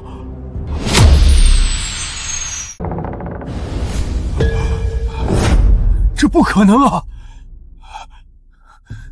免死金牌酒真保了那3人，这怎么可能？事实就是如此。陆清率领10几个禁卫军包围了张万才的府邸。显然他手中已有十足的证据，势必是要把张万才一网打尽，但却因免死金牌酒被迫将禁卫军撤走，连他也无计可施。陆清被命为侍御史，难不成是皇帝对陆清下达命令，有酒就能免于一死？匪夷所思，当真是匪夷所思。父亲，先别轻举妄动，容我上朝试探风声，再做打算。你的意思是，这有缘酒楼背后之人很有可能来自于皇室？不错，沈晨不过是个山匪头子，绝非是他能够布下此局的。此酒首次出现是在夏朝时，皇帝御赐于长安各官，会不会此酒与皇帝有所关系？借御赐之名行钓鱼之事，伺机敛财，更像是内卫的手笔。难道是内卫？此事不可再提，暗中调查即可。是。寨主哥哥叫我们来做什么呀？肯定是寨主赚了大钱，给我们发好吃的。我要你们从此读书识字，学知识，考功名，将来为山寨、为百姓出力。我们是山匪，也能考功名吗？有我在，定保你们平步青云。读书识字，考取功名。由我带他们去吃大餐，今晚烤全羊。寨里这么热闹，发生什么好事了？好事，你们一来，准没好事。哼，你召集这些孩子想干什么？培养小土匪，让他们跟你一样占山为王吧？占山为王？你也太小看我这山寨里的乖孩子了。再过几日，贪官奸臣都杀光了，官职也就空出来了。我要让寨子里的孩子考取功名，入朝为官。你说什么？让他们考取功名，入朝为官？你要让他们考取功名，入朝为官？沈晨，你这是在祸乱朝纲，残害百姓！好你个贼子！没想到你心思如此歹毒。沈晨，你为什么要这么做？你们来我山寨就是为了说教。你一心谋反，如今又要安插人手入朝，我们怎能不担心？不劳你们费心，我让孩子们读书做官，为的是天下苍生，不是为了我沈晨一己之私。大周将亡，朝廷有这些孩子在，天下才不会大乱。若大周不会亡呢？若是大周不会亡，那就由他们发光发热便是了。可惜没有这个如果。我说你为何如此言之凿凿，认为大周将亡，原来你的目的在于此。若是朝廷重要官职都是你的人，都听从你的号令，那这大周不可能不亡。你以免死金牌酒为计，献上花名册，让大周除尽贪官奸臣，此举本该名垂千史，却没想到你的所作所为皆是一己私欲。小子，我真是看错你了。所以你们现在是一致认定大周灭亡出自于我，是吧？那不然呢？朝廷最忌讳结党营私，而你布局天下，让你的人都入朝为官，这可不是结党营私，而是颠覆朝廷。你这是要架空大周，让大周不攻自破。我沈晨想要这天下，何须用这种上不了台面的手段？你们的眼睛是瞎了吗？你也知道这是下三滥的手段，可你还是做了，厚颜无耻！这天下，我想要，谁也拦不住。狂妄至极！你们且随我来。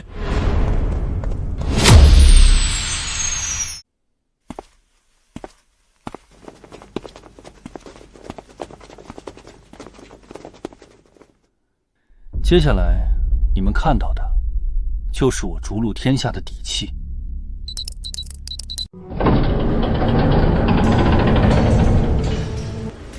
此处为技术研发部，以打造制作武器装备为主的核心部门。技术研发部，你们现在看到的，不过是冰山一角。这仅仅只是冰山一角。看来朕终究还是低估了沈晨真正的实力呀。仅凭眼前这些，我便足以踏平半壁江山。半壁江山？你是说，非要等到大周覆灭你才出兵？不错，这是我的执念。我所谓的谋反，不过是让这天下顺理成章的换一个主人，平乱世，一统天下。这就是我沈晨来到此间的意义。哼，说得好听，谁知道你会不会中途变卦？以你们的眼界，自然不懂我的执念。在你们看来，这天下是大周的天下，这天下子民是大周的子民，但在我眼里，这天下是华夏的天下，这百姓是华夏的子民。华夏的天下，华夏的子民。我之所以等大周亡后而返，是为了不伤及华夏子民；我之所以在大周亡后而返，是为了给所有华夏儿女一个安稳太平的未来。我不必向谁解释，也不需要谁理解。两条路，要么继续跟我合作，要么现在就走，从此互不相干。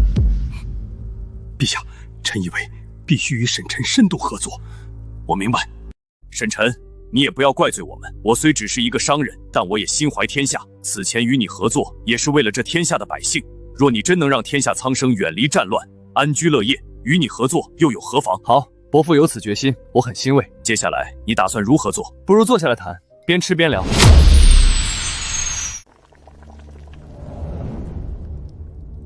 要掌天下，必先布局于民。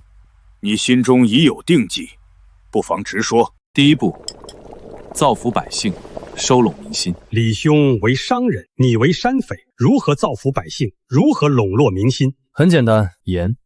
严武，把东西带上来。是。这是矿盐。沈晨，你可知矿盐有毒，岂能食用？你想用毒盐害民蒙利？你们看看另一碗，这盐雪白细腻，竟比皇宫御盐还要精纯。无异味，无海盐腥气，这真的是矿盐？你在军中多年，海盐、矿盐都食过，尝一尝不就知道了。陛下，这是要我以身试毒。如何？这盐入口即化，半点苦涩都没有。民间早有矿盐提存之法，但工序繁杂，产量极低，更绝无你这般精细。我的提存之法举世无双，远非民间可比。沈晨，你的意思是矿盐的提存？没错，方法简单，产量巨大，管够天下百姓吃盐。若能如此，这是造福苍生的千秋伟业。你可知朝廷管制盐业，私贩是死罪。死罪？若这盐价人人都买得起，若这盐量足以养活全天下呢，这还是死罪一条吗？更何况这大周没人能定我沈晨的死罪。盐业由朝廷直管，又牵扯世家商贾利益，盘根错节，你打算如何摆平？这不是我该愁的，是伯父该解决的。这点事都办不成，你我也不必合作了。即便如此，怎么可能每个百姓都买得起？就连军中的盐都是天价。大周的海盐20文一斗，我这矿盐一斗只需5文钱。5文？这般定价，你岂不是血本无归？海盐靠海运，运费昂贵；矿盐遍布大周，就地开采，就地炼造，几乎无运费成本。这生意稳赚不赔。他本可凭此富可敌国，却偏偏低价利民。倘若我成为这天下之主，我将不设盐监，不征盐税，不尽私产，盐价只会更低，人人皆可食盐。此等雄心远见，可惜一心要反。别这么看我，我靠盐收民心，民心助我登皇位，这天下自然就是我的。这点盐利和皇位比起来，不值一提。我还以为他一心为民，原来还是为了造反。果不其然，所谓远见都是为了造反。矿盐生意交给伯父来做，如何？能造福百姓，自然可行。提纯之法全在这里。你竟把如此重器放在这显眼之处，这院子除了我无人能进。收益你拿70%，我只要30%，但商号必须叫沈商矿盐，一言为定。好，这小子还真是心思缜密。你回去立刻收购盐山，从速造盐，时间不多了。时间不多了，这是何意？没什么，我只是想早点看到大周百姓人人都能吃上一口干净盐。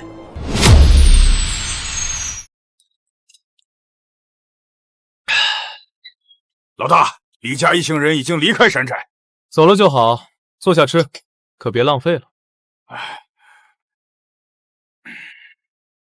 老大，我有个问题，直说。你把矿盐大权交给李家，岂不是把天下民心都送给他们了？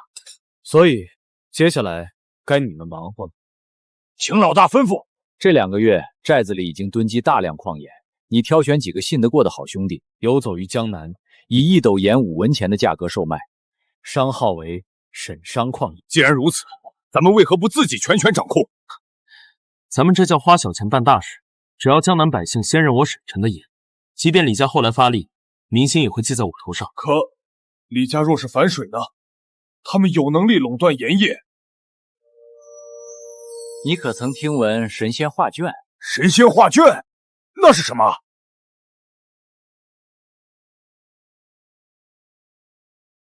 老大，这小玩意儿和神仙有什么关系？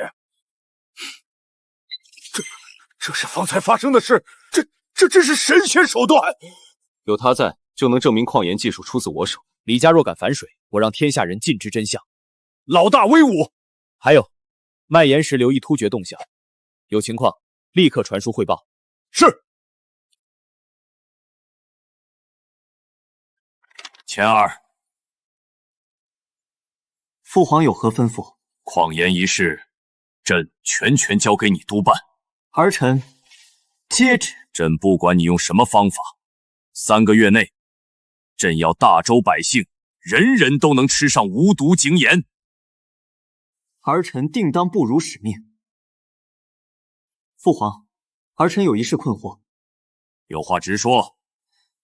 父皇，儿臣困惑，矿盐一事所谓笼络民心，可沈晨交由我们来处理，不仅当个甩手掌柜，还要以商号为沈商矿盐进行售卖，那岂不是这天下民心皆归他所有？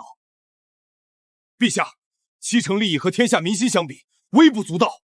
民心才是国本，钱财不过是细枝末节。你们当真以为朕会循规蹈矩，按照沈晨那小子的规定替他卖盐？父皇，你这是要毁约？非也，朕按约定卖矿盐，以商号为沈商矿盐进行售卖，而官府也可同时售卖矿盐，只需价格比沈晨的沈商矿盐略低即可。陛下，妙啊！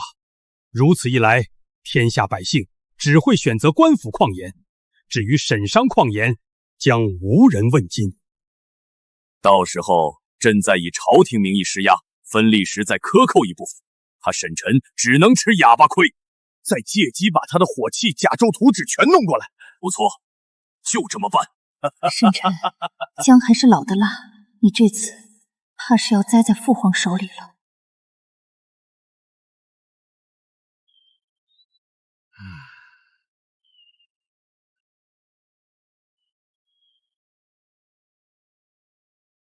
老大，是严厉从中州传回的消息。总算来了，不错。陆清演技到位，加上张万才几人嚣张跋扈，免死金牌酒的名头已经传遍大江南北。哼，这群贪官奸臣一个个急得如热锅上的蚂蚁，立刻飞鸽传书，命各地有缘酒楼重新开业，每日只售卖5坛，竞价出售，价高者得。是。老爷，您这是怎么了？灵州城传来消息，有人凭免死金牌酒让铁面御史陆清手握证据，却主动撤兵。这酒真能保命？何止保命，持有此酒，如同面见圣上，谁也不敢动咱们。那赶紧派人去买呀！不知为何，售卖此酒的有缘酒楼接连好几日关门停业，他处根本买不到啊！这可如何是好？老爷，大喜！中州有缘酒楼重新开张，正在卖您要的免死金牌酒。好，好，好！天无绝人之路啊！立刻带上全部家财，这酒我买定了。瞧一瞧，看一看喽！祖传佳酿美酒，有缘酒楼卖酒只卖有缘人。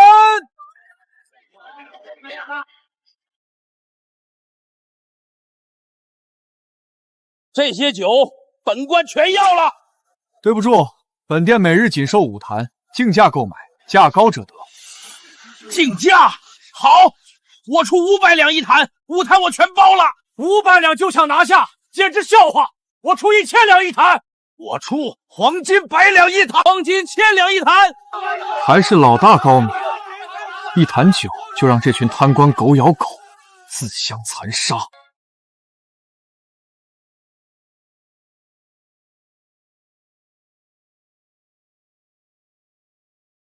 陛下，臣有本奏。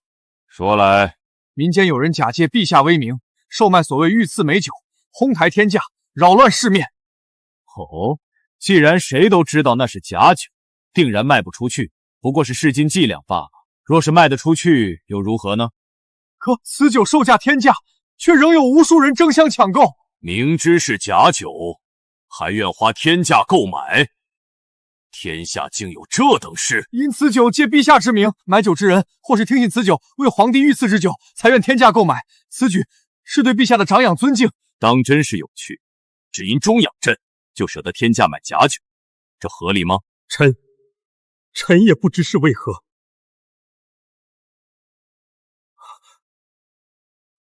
陛下，有缘酒楼当家人呈上花名册。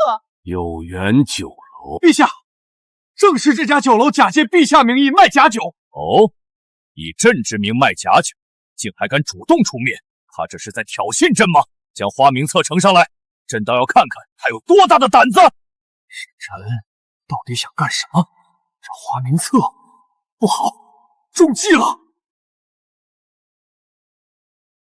灵州城县令张万才、刘富贵、赵德禄7月初7于灵州城有缘酒楼花白银300两购一坛免死金牌酒。中州知府林伯学、知县高举、知县贾中和7月12于中州有缘酒楼花黄金1000两购一坛免死金牌酒。江南知府戚金7月15于江南有缘酒楼花黄金5000两购一坛免死金牌酒。啊！天价买酒，这是巨贪呐！原来如此，这根本不是免死金牌，是催命符，是阎罗令。堂堂朝廷官员，一年俸禄不到100两白银，竟1掷千金买酒，这些钱全都是民脂民膏。诸位爱卿，睁大眼睛看清楚，一夜10人，整整20夜，全是拿天价买酒的贪官，简直不成体统，丧心病狂。小鱼，臣在。持此名册，将榜上之人全部缉拿归案，抄家不放，株连问责。臣遵旨。呵呵，有缘酒楼当家人借朕之名卖假酒，此酒被这群贪官奸臣误认为是免死金牌酒，以为持有此酒就可免于一死。他以此敛财，敛的是不义之财，再将买酒之人记录在花名册上交朝廷，让天下奸佞无处遁形。此计环环相扣，滴水不漏。陛下，此人是天下奇才，是国之栋梁。大周得此能人，实乃天佑大周。哼，你们都是大周的清官好官，怎么也学会了这套阿谀奉承？你们连一个小小的酒楼当家人都不如。臣等有罪，臣等有愧于陛下，退朝。哦，免死金牌成了催命符，好计，真是好计。主子，要不要查清有缘酒楼沈晨的底细？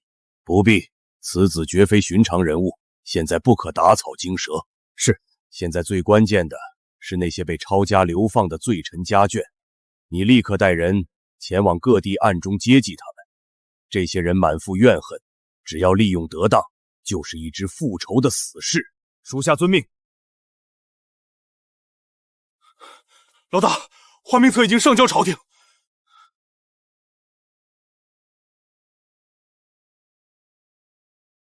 接下来，且看这天下风起云涌。什么？一夜10人，足足有20夜，将近200人全部暴露无遗。这免死金牌非但免不了一死，反而成了夺命符，这怎么可能？原来如此，陆清巡查灵州城，分明就是在演戏，演一场能将所有人都糊弄在鼓里的戏。可这沈晨，凭什么能让陆清配合他演这场戏啊？难道他背后之人真是那位？并非那位，此计或是陛下在背后主导。你确定？我在朝堂上刚提起沈晨借皇上之名卖假酒，陛下立刻顺水推舟。当花名册出现后，皇上在朝堂上便高赞沈晨，表面上是借皇上之名卖假酒，实则是引蛇出洞，让一众贪官奸臣无处遁作。如此看来，陛下早就知道圈套。不错，那沈晨是皇帝的人。父亲，名册里有不少是我们的人，现在怎么办？一群废物，贪生怕死，自寻死路。找机会，全部封口。是。矿岩，爷爷，出什么事了？市面上突然涌出大批精致矿岩，无毒无害，1斗只要5文钱。5文钱且无毒无害，这怎么可能？售卖矿岩的商贩，商号为沈商矿岩。沈商？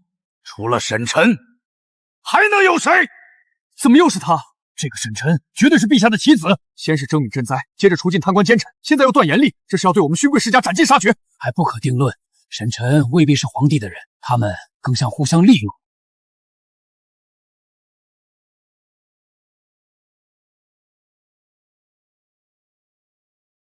侍御史陆清，奉陛下之命除奸反腐，张万才、刘富贵、赵德禄，速速出来认罪伏法。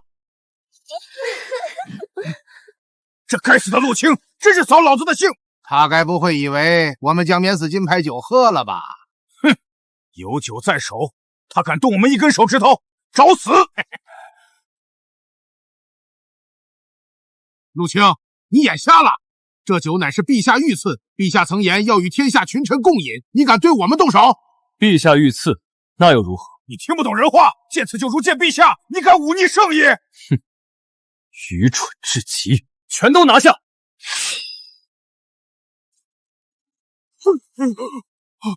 陆清，你敢见此酒如见陛下？你这是忤逆陛下，诛九族的大罪！你若现在撤兵，我们可以放你一马，饶你不死。死到临头还在痴心妄想，本官让你们死个明白！这所谓的免死金牌酒，根本就是陛下设下的圈套。此计名为请君入瓮，瓮中捉鳖。原来如此，原来如此，不可能，这绝对不可能！陆清，你在吓唬我们，对不对？侍御史陆清奉陛下圣旨，将贪官张万才、刘富贵、赵德禄缉拿归案，从严查办。完了，全完了！我认罪，我认罪！陆大人，求您网开一面，饶我一条狗命！现在知道怕了，晚了。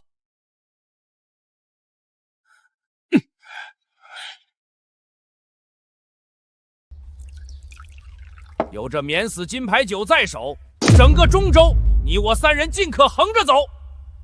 今日找2位，就是商议后续合作，共分民脂民膏。大人英明，有这酒护身，朝廷再大的官也奈我们不得。合作可以，但大人得拿出诚意，不能独吞好处。高枕无忧，我看你们是死到临头还不知。你是谁？敢闯林大人府邸，活腻歪了！你是镇国将军李九五？镇国将军，认出来就行。正好我也无需动手，不如你们束手就擒吧。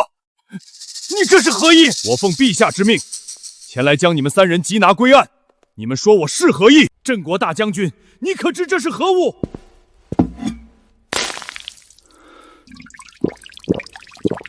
啊！你怎敢？这可是陛下御赐之酒！哼，陛下御赐？笑话！尔等贪官奸臣，陛下会赐酒于你们？你胡说！这酒确实是御赐，你敢传陛下的酒，就是忤逆圣意。陛下设下此计，就是要引你们这些贪官上钩，你们竟还痴心妄想靠酒保命！来人，将这3个贪官拿下，查封府邸，抄家流放。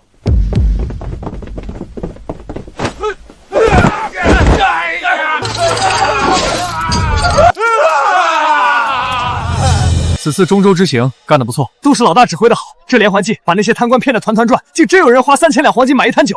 哟呵，出去一趟拍马屁的功夫倒是见长，以后这种活就交给你。别，老大，我错了。小老弟，你这进步也就只剩拍马屁了。本将军奉陛下之命，除奸反腐，这些贪官鱼肉百姓，今日尽数伏法，还大周境内一个清明。好，终于把这些贪官抓起来了，大快人心。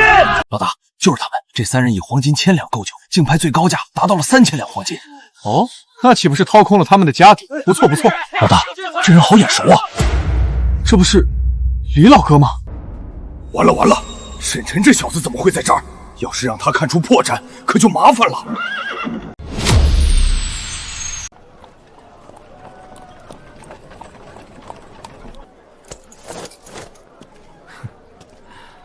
李老哥，我都认出你来了，还躲什么呢？小老弟，你认错人了，本将军并非你口中之人，不得对将军无礼。哦，是我唐突了，懂，我都懂。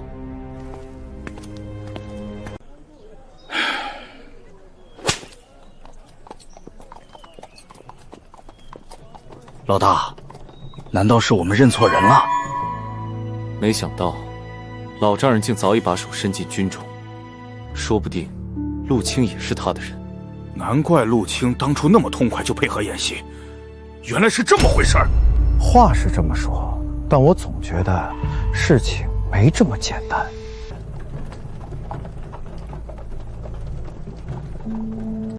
哟，这不是张大人、刘大人、赵大人吗？才短短几日，怎么就落得这般狼狈下场？沈晨，都是你，是你设下的圈套害我们！我要杀了你！我做鬼也不会放过你！我的免死金牌酒好喝吗？该不会你们把它当传家之宝供奉着，连一口都没舍得喝吧？沈晨，你不得好死！哼！先想想你们当初鱼肉百姓、草菅人命时，怎么给那些枉死的百姓一个交代吧。好走，不送。有缘酒楼当家人沈晨接旨。老大，怎么办？沈晨借朕之名售卖美酒，巧设妙计，将天价购酒之贪官一一记录，呈交花名册于朝廷，助朕除尽天下奸佞，还百姓清明。朕心甚慰，特封有缘酒楼所售之酒为免死金牌酒，赏黄金10000两，钦此。草民沈晨，多谢皇上。这沈晨果然如陛下所说那般目中无人，却不可雕在于他。原来如此，沈公子是在帮陛下除贪官啊！沈晨才是我们老百姓的青天大老爷，为民除害，好样的！沈公子大义！诸位，有缘酒楼暂时停业，再次开业，免死金牌酒一定会给各位一个满意的价格。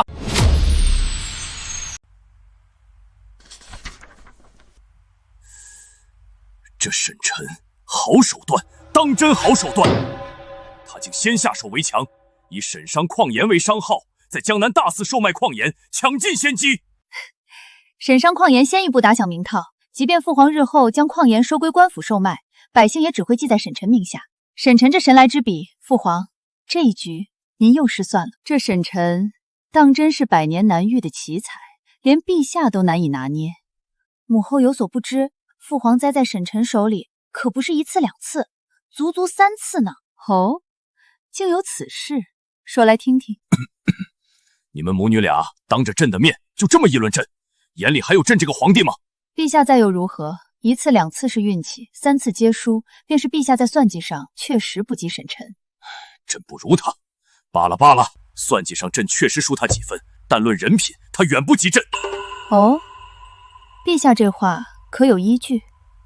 那沈晨小子一见到西月就动手动脚纠缠不休，嘴里整日念叨着要明媒正娶，非西月不娶，活脱脱一个无赖。没错，母后，他就是个登徒子，整日对我纠缠不清。朕看这小子就是欠收拾。更过分的是，钱儿曾提醒他，西月已有婚约在身，你们猜他怎么说？难不成他要抢婚？抢婚？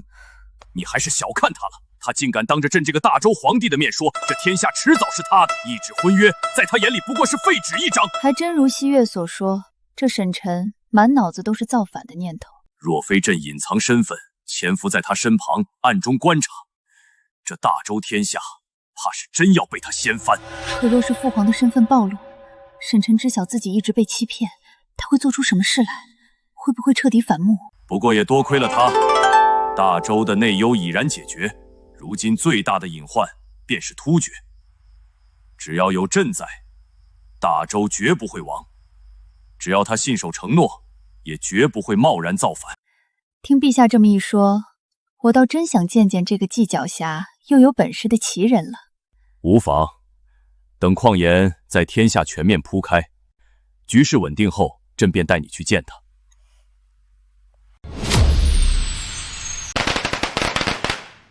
走过路过不要错过，沈商矿研今日正式开业，首日特价1斗仅需3文钱。矿盐都是有毒的，你们竟敢拿来售卖牟利，就不怕害死人？对啊，矿盐又苦又毒。诸位乡亲，大家先别着急质疑，且看一看我这矿盐是不是和你们以往见过的矿盐完全不同。这盐晶莹剔透，一点杂质都没有，这真的是矿盐？不错，这就是矿盐，而且是无毒无害，可以放心食用的精致矿盐。我听说这几日江南地区也有一家沈商矿盐，1斗卖5文钱，难道……我便是沈商矿盐的当家人沈晨，江南的沈商矿盐也是我的产业。原来是沈公子，沈家矿盐的名声，我在江南的亲戚也提起过，说盐好又便宜。各位乡亲，口说无凭，大家可以先尝一尝。若是吃了我们的矿盐，有任何身体不适，我们全额赔偿，还当面赔礼道歉。我来，我替大伙试毒。若是真有毒，我第一个找你们说理。这盐漱口即化，既毫无苦涩感。真的假的？我也试试。哇！沈商矿盐今日开业特惠，1斗仅需3文钱，数量有限，先到先得。有缘酒楼今日重新开业，免死金牌酒今日特惠，1坛仅需10两银子。有缘酒楼终于开了，我早就尝上这除尽贪官的免死金牌酒了。这酒可是名扬天下，以前黄金1000两都买不到，现在10两就能尝一尝，太值了！诸位乡亲，想必大家都知道，这免死金牌酒曾是贪官们争抢的宝贝，最高拍出过黄金3000两1坛的天价。今日重新开业，不为牟利，只为让各位乡亲都能尝一尝这除贪美酒，1坛只要10两银子。我要1坛，给我来1坛！我全都要！明明说好要平乱世统天下，怎么走着走着就莫名其妙沉迷于挣大钱了呢？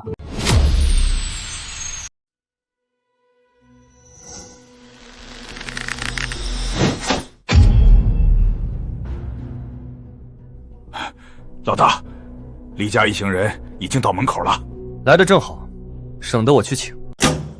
好剑法，这把弓可否让我看一看？你呀，夸我剑法好，实则是惦记我的弓。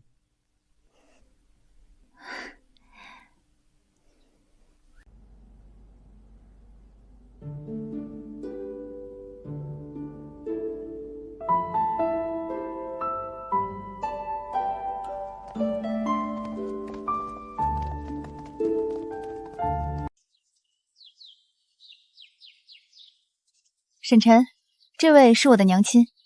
小子沈晨，恭迎丈母娘。丈母娘？你这孩子倒真是如西月所说，厚颜无耻，一点都不生疏。小子，我说了，我女儿西月绝不会嫁给你这个山匪。伯父说的是，山匪这个身份确实配不上西月。你小子怎么突然认怂了？不对劲，你肯定又在打什么坏主意。哈哈哈哈！知我者，老丈人也。岳父大人，请稍后。严武，将图纸拿来。是。这第一份就是西月手中那把复合弓的图纸，此弓力道惊人，可轻松破开大周最强甲胄。如此精密的构造，真是巧夺天工。若是我大周骑兵人人都配有此弓，定能所向披靡，无人能挡。这第二份是一身精致甲胄的图纸，此甲坚硬无比，可抵御大周所有最强兵刃。这甲胄与我此前见过的竟有很大不同，做工更精细，材质也更出众。不错，这是我改良过的版本，比之前的甲胄防护力更强，也更轻便。所以这2份图纸还有这甲胄复合弓，你是打算交由我李家来制造？伯父都已经把手伸进军中了，我若是再不拿出点诚意，岂不是落后了？我说的对吗，李将军？不好，沈晨这话是什么意思？他难道已经知道李景武的真实身份了？若是他察觉我隐藏身份，后果不堪设想。为了大业，家主命我潜入军中查探虚实，那日在灵州城才未能与你相认。我懂，我都懂，都是自己人，何必这么见外？对，正所谓知己知彼，百战百胜。我也是为了大局着想。我还知道，侍御史陆清也是伯父的人吧？西月，你还想瞒着我呢？我也是听从父亲的安排，不是故意要瞒你的。这可就不对了，都是自己人，这般遮遮掩掩，多生分。沈晨，言归正传，如今大周贪官已除，灾情也通过征米赈灾得到缓解，内忧已解，你还是一心要反？我曾说过，大周的内忧远不止这些。远不止这些？沈公子这话是什么意思？这个冬天，才是大周走向灭亡的根源。何为灭亡的根源？为何偏偏是这个冬天？时间不多了，武器装备的打造要加快。为了大业，还请伯父全力以赴。大摆宴席，恭迎伯母。是。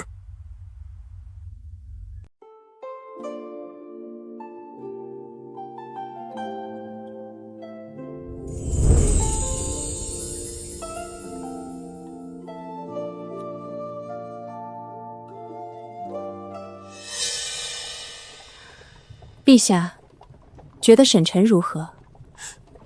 皇后突然问这个，是何用意？我看西月与沈晨情投意合，或许这是一段天定良缘。皇后休要胡言，沈晨是个奇才不假，但他一心想要推翻大周，我绝不可能让西月嫁给这样一个反贼，这等同于羊入虎口。陛下，你只看到他要反，却没看到他对西月的真心，也没看到西月对他的情谊。若是两人能结缘，日后即便有变数，凡事也有挽回的余地。陛下有没有想过，若沈晨所言非虚，大周真的会在这个冬天覆灭，你让西月何去何从？男儿征战四方，生死难料，可西月是女儿身，若是真的亡国，她一个弱女子将要遭受什么？陛下难道就从未想过吗？沈晨有勇有谋，对西月又真心相待，若是能有他庇护，即便日后天下大乱，西月也能独善其身，平安一生。朕考虑考虑。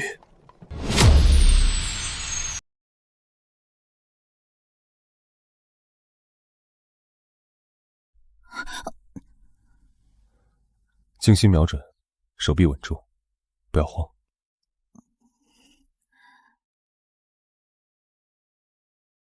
放。中了！我射中了！沈晨，我真的射中了！那是，也不看看是谁手把手教你的。你看看你，俩小辈谈情说爱，你如此激动，至于吗？至于。我真想砍了他那只不安分的臭手，竟敢对朕的女儿动手动脚！老大，李家主，不好了，出大事了！慌什么？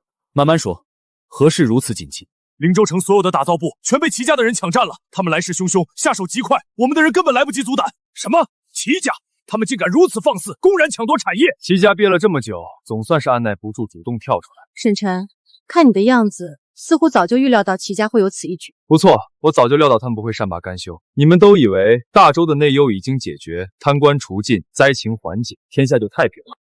实则不然，像齐家这样的勋贵世家，才是大周内忧最大的隐患，是啃食大周的毒瘤。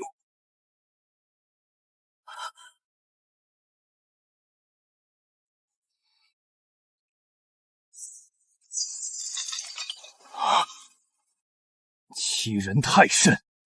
沈晨这小子简直欺人太甚！他卖酒售盐，短短1个月，屡次吞并我齐家产业。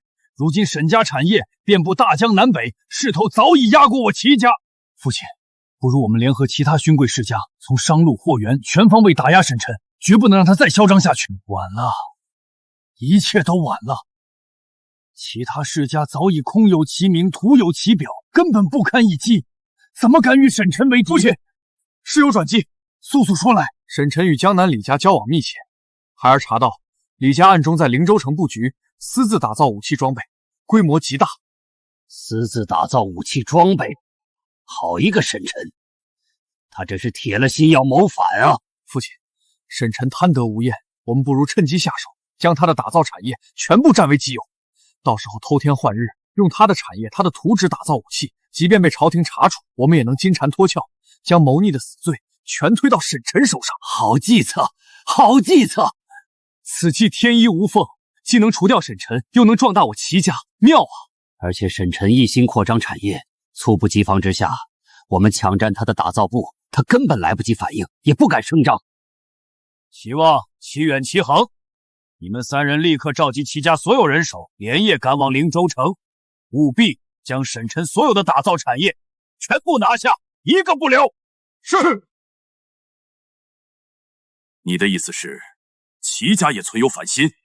不错，而且不止齐家，整个大周的勋贵世家，个个都藏着反意，只是在暗中蛰伏罢了。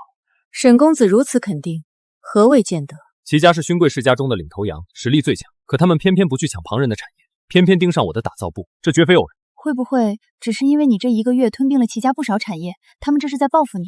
吃准了我被抢了打造产业，只能吃下这个哑巴苦亏，不敢轻举妄动，生怕暴露自己。可私自打造武器装备是诛九族的死罪啊，他们就不怕吗？他们精明得很，拿下我的打造产业后，定会闭门造车，只为齐家打造武器。若是事情败露，他们只需将此事上报朝廷，反倒能证明自己发现谋逆，主动上交，洗清自身反心。可若是让他们拿到了武器图纸，日后必成大患，这该如何是好？无妨，他们拿到的是低了好几个等级的武器装备图纸罢了。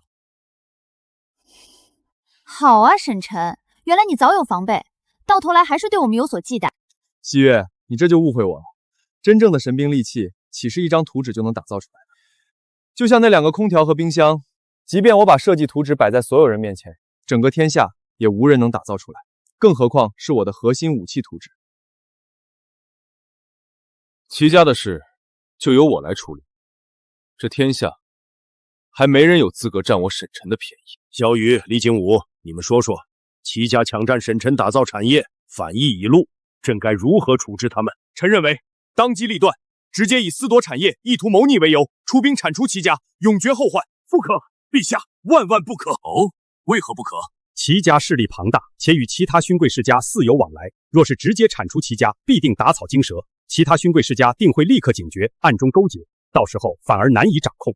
可沈晨说的对，这些勋贵世家是大周内忧最大的毒瘤，一日不除，朕便一日难以心安啊！臣有一计，若是能借用沈晨之手灭掉齐家，可谓一举多得。哦，详细说来。沈晨的酒业、盐业早已抢占各大世家的收益，世家对他早已恨之入骨。我们只需下旨将沈商矿盐列为官用，全面推行，让各大勋贵世家彻底失去盐业这块肥肉。这样一来，既让沈晨浮出水面，直面所有勋贵世家，压制他的发展，又能借他的手除掉齐家这个大隐患，同时权衡其他勋贵，坐收渔利。好计策，真是好计策，就按你说的办。小雨，你立刻拟旨，推行沈商矿盐为公用，越快越好。臣遵旨。老大，大事不好！大周朝廷下旨，将沈家矿盐列为官用，各大虚贵世家已经联合起来，要对我们的产业全力打压。哦，朝廷倒是打得一手好算盘，这是明着要把我拉下水，借世家的手来制衡我。老大，事到如今，不如我们先退让一步，收缩产业，暂避锋芒，再做长远打算。退让？我沈晨的字典里就没有退让这2个字。他们既然想死，那我就成全他们。在登上皇位之前，我不妨先做这天下第一大财主。严武、严厉，属下在，老大有何吩咐？立刻传我命令，与各地酒楼、酒馆、饭馆让利合作，将火锅全面推广，将改良后的织布机低价贱卖，敞开供应，把丝绸布料的价格打到底，让世家们的布庄彻底无利可谈。将杂交水稻、高产土豆的种子上交朝廷，推动全国种植，把粮食价格压下去，断了世家们囤积粮食、谋取暴利的路子。是，属下遵令，立刻去办。敢跟我斗，我就直接掀桌，看谁先扛死坐。这个沈晨简直是欺人太甚，根本不把我们放在眼里，这是要赶尽杀绝啊！现如今，酒业、盐械被他垄断，就连丝绸、粮食产业也被他步步紧逼。我们手里的产业全成了摆设，谁能想到，我们竟会落得这般境地？他靠着免死金牌酒收割了贪官的家产，财力雄厚的无法计算，我们根本玩不过他呀！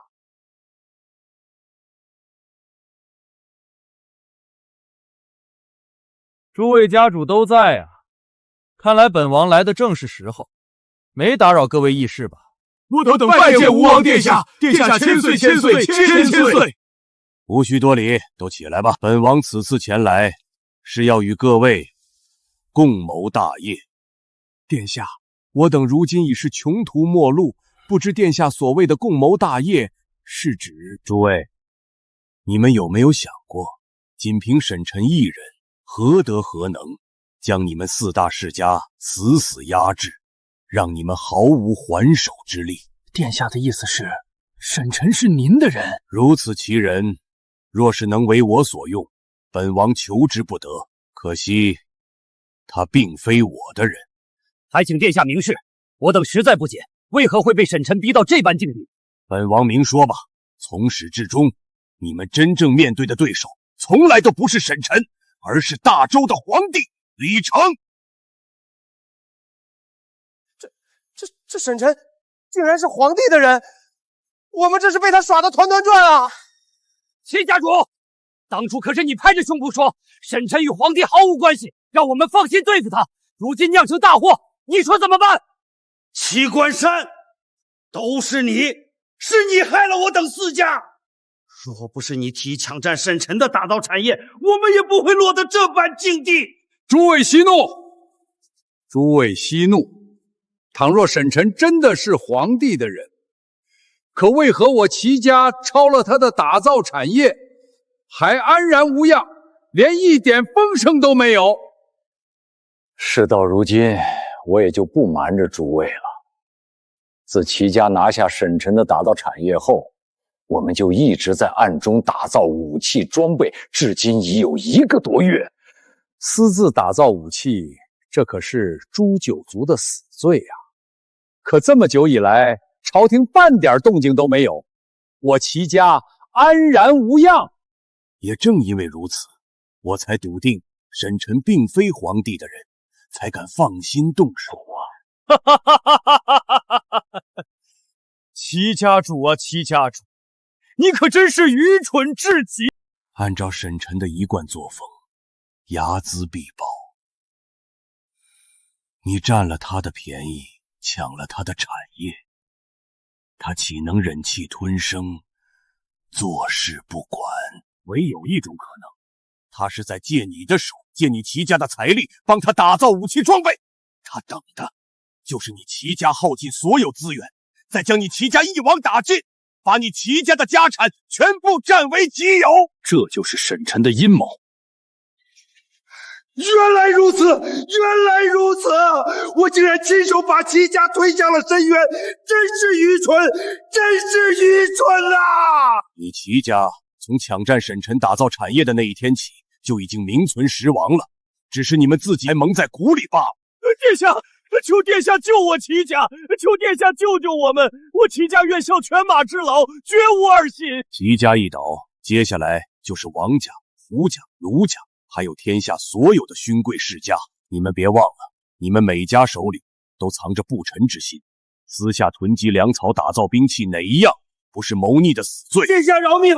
求殿下救我王家，我王家再也不敢有二心了。殿下，我胡家愿将全部家产都赠与殿下，只求殿下能保我胡家上下平安。我卢家也一样，愿意献出全部家产为殿人马首是瞻，求殿下保我卢家性命。很好，你们很清醒，也做出了最正确的选择。只要李成还坐在那个皇位上，你们就永远不可能赢得了沈晨，迟早都会被他一个个除掉，落得家破人亡的下场。想保住你们的家业，想保住你们的性命，唯有一种可能，那就是这天下不再是李成的天下。我等愿誓死投靠殿下，祝殿下登临大位，成就大业。很好，本王在此立誓，待我登临皇位之日，便是你们四家封侯拜相之时，保你们家族兴旺，富贵无忧。我谢殿下，我等定当全力以赴，祝殿下成就大业，绝不辜负殿下厚望。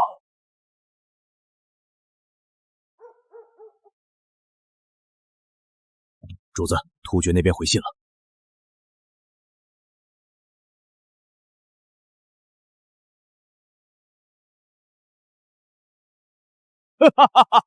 真是天助我也！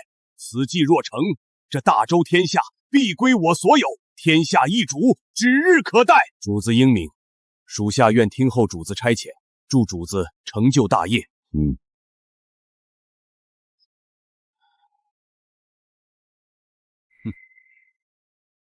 废物，全都是废物！短短几日，突厥竟连破我漠北边境4城，烧杀抢掠。你们这群酒囊饭袋，竟无一人能想出退敌之策。陛下息怒，突厥向来只是在漠北边境骚扰，多为临时起义。可此次他们发动奇袭，动作果断，目标明确，绝非偶然。臣认为必定有内贼与突厥勾结，里应外合。那就查，给朕彻查到底，掘地3尺，也要将这个内贼查出来，以儆效尤。陛下，不好了，突厥使臣已到殿外，请求面见陛下。选，让他们进来。大周皇帝，本皇子乃突厥王子阿史那比索，此番前来，只为与你们谈和。谈和？突厥铁骑塔我边境，屠我4城，害我大周百姓，如今还敢来谈和？绝无可能！大周皇帝何必动怒？本皇子只是将谈和的条件告知于你，至于答不答应，与本皇子无关，全看你识不识时务。哼，朕倒要听听你们有什么痴心妄想的条件。很简单，第一，大周需将漠北境内13座城池全部割让给我突厥；第二，需选一名大周公主送至突厥和亲，联姻结盟。绝不可能！朕宁可与突厥决一死战，也绝不会割城送公主和亲，受此奇耻大辱。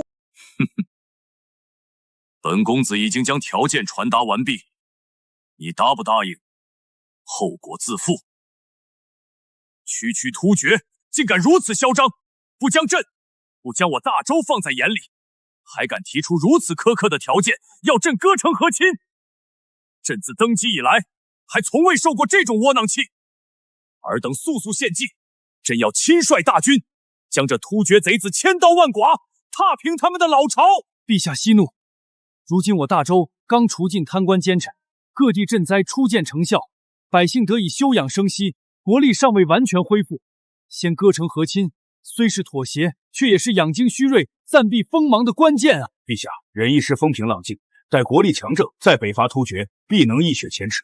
废物，全都是废物！朕养你们这群大臣，就是让你们劝朕妥协受辱的吗？朕要你们有何用？退朝！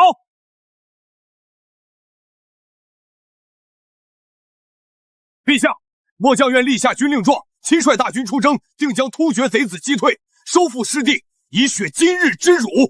将突厥击退并非难事，可一时击退，无法永绝后患。他们迟早还会卷土重来，骚扰我大周边境，残害我大周百姓。朕要做的不是击退，是北伐，是彻底歼灭突厥，永绝边境之患。父皇，女儿听说了，突厥要让大周送公主和亲，女儿不要去，女儿不要联姻，女儿只想陪在父皇身边。悠然，别怕，有父皇在，朕绝不会将你送入突厥贼子手中，绝不会让你受半点委屈，你且放心。父皇，若是实在没有办法，西月愿替悠然出嫁，前往突厥和亲。胡闹！朕的女儿个个金枝玉叶，绝不可能用来联姻和亲，绝不可能用你们的幸福去换所谓的和平。此事休要再提。入秋了，大家好不容易聚在一起吃个饭，可伯父因何事这般愁眉苦脸？沈臣，你有所不知，突厥连破漠北边境4城，我李家在漠北的所有产业全被他们抢占一空，损失不计其数。事发突然，损失在所难免。沈臣，你是不是一直在等？等的就是突厥进攻大周？是，也不是。我曾说过，这天下是华夏的天下，这天下的子民是华夏的子民。我之所以等大周王后而返，是为了不伤及华夏子民，就不可能任由突厥残害华夏子民。可这天下还是大周的天下，我若起兵攻打突厥，就算我的出发点是好，也会与大周全面对立。如此一来，即便我登上皇位，也是从大周手中抢下来，并非顺理成章，天命所归。所以，你是在等大周与突厥全面开战，大周不敌突厥后，再起兵救天下于危难之际。不错。楼下何事这般吵闹？突厥使臣阿史那比索带着随从在楼下闹事，还动手打了百姓。将窗户打开。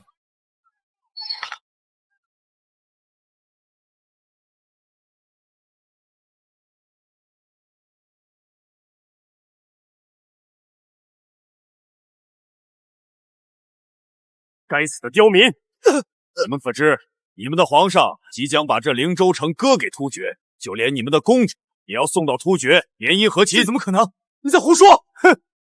漠北边境被我突厥连破4城，你们的皇帝早就被吓傻了，定会以割城联姻的方式谈和。再过几日，就连你们的公主都要送到突厥给本皇子当妾。连破4城，怎么会这样？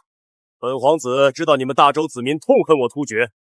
这些年，我突厥祸乱大家边境，民不聊生，而大周皇帝选择忍气吞声，就是惧怕我突厥大军压境。你们崇敬的皇帝，说白了就是个贪生怕死的主。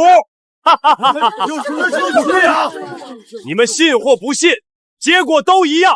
大周若是不与我突厥谈和，那我突厥也会杀进大周。哈哈哈哈哈！届时，你们都将永世为奴。还不提前给你的主人跪下磕头认错！沈臣不可！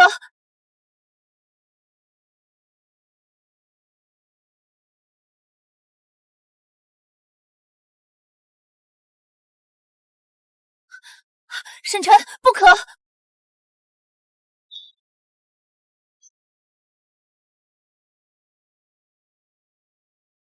二皇子，二皇子，是谁？竟敢杀害我突厥二王子！有种出来！是我，将他的尸体抬走，回去告诉你们的可汗，把他的项上人头准备好。我沈臣不日便会亲自去取。大周敢杀我突厥二皇子，我突厥绝不轻饶！你们就等着我突厥大军压境吧！杀得好，太解气了！这突厥贼子早就该杀了。沈公子威武，都让参军跟着沈公子杀突厥，护我大周！参军杀突厥，参军杀突厥！一个跳梁小丑也敢在灵州城撒野，扰了我的兴致。这就是西岳曾说过的火气，一瞬之间击杀敌人，让人防不胜防。若是大周将士能只有此火气，区区突厥何惧之有？问题解决了，吃饭吃饭。沈臣，你怎么能就这么杀了突厥的二皇子？甚至还让随从将他的尸体带回去。一个小小的突厥二皇子，杀了就杀了，有何不妥？你这么做，突厥定会与大周开战。哼，我这是在替大周皇帝做选择。突厥都骑在他脸上拉屎撒尿了，他竟然连个屁都不敢放。我看这大周皇帝就是打算割地联姻谈和。大周绝不可能割地给突厥，也不可能与突厥联姻谈和。伯父，你说了可不算。倘若大周皇帝真能有如此魄力，为何不趁着突厥内乱北伐呢？反而被突厥连破4城。北伐岂是口头上说的简单？纵然突厥内乱，大周难以全胜。若仓卒进军，即便小胜，也没有丝毫意义，只能让突厥可汗引起警觉，远遁漠北。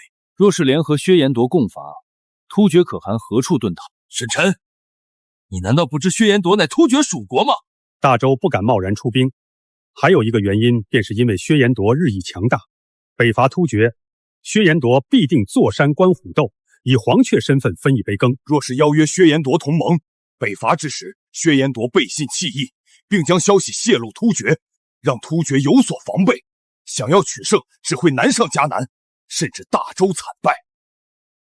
你无话可说了吧？还好大周皇帝身边没有你们3人出谋划策，否则只会加快大周衰亡。哼！倘若薛延夺与突厥有仇怨呢？哼！倘若薛延夺与突厥有仇怨呢？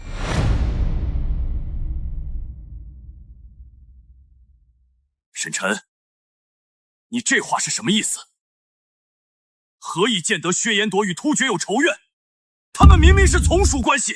伯父常年经商，涉足各行各业，难道会不知道，一张上等狼皮在薛延夺境内只需5贯钱，运到灵州城却要卖到50贯，如今更是涨到了80贯。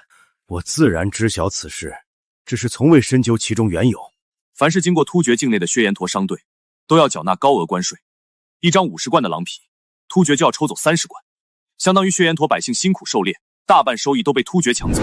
不止如此，灵州城的茶叶1斤只需3贯，运到突厥境内就涨到10贯，而突厥转手卖给薛延陀，竟要卖到20贯。薛延陀常年被突厥肆意剥削，层层加价，百姓苦不堪言。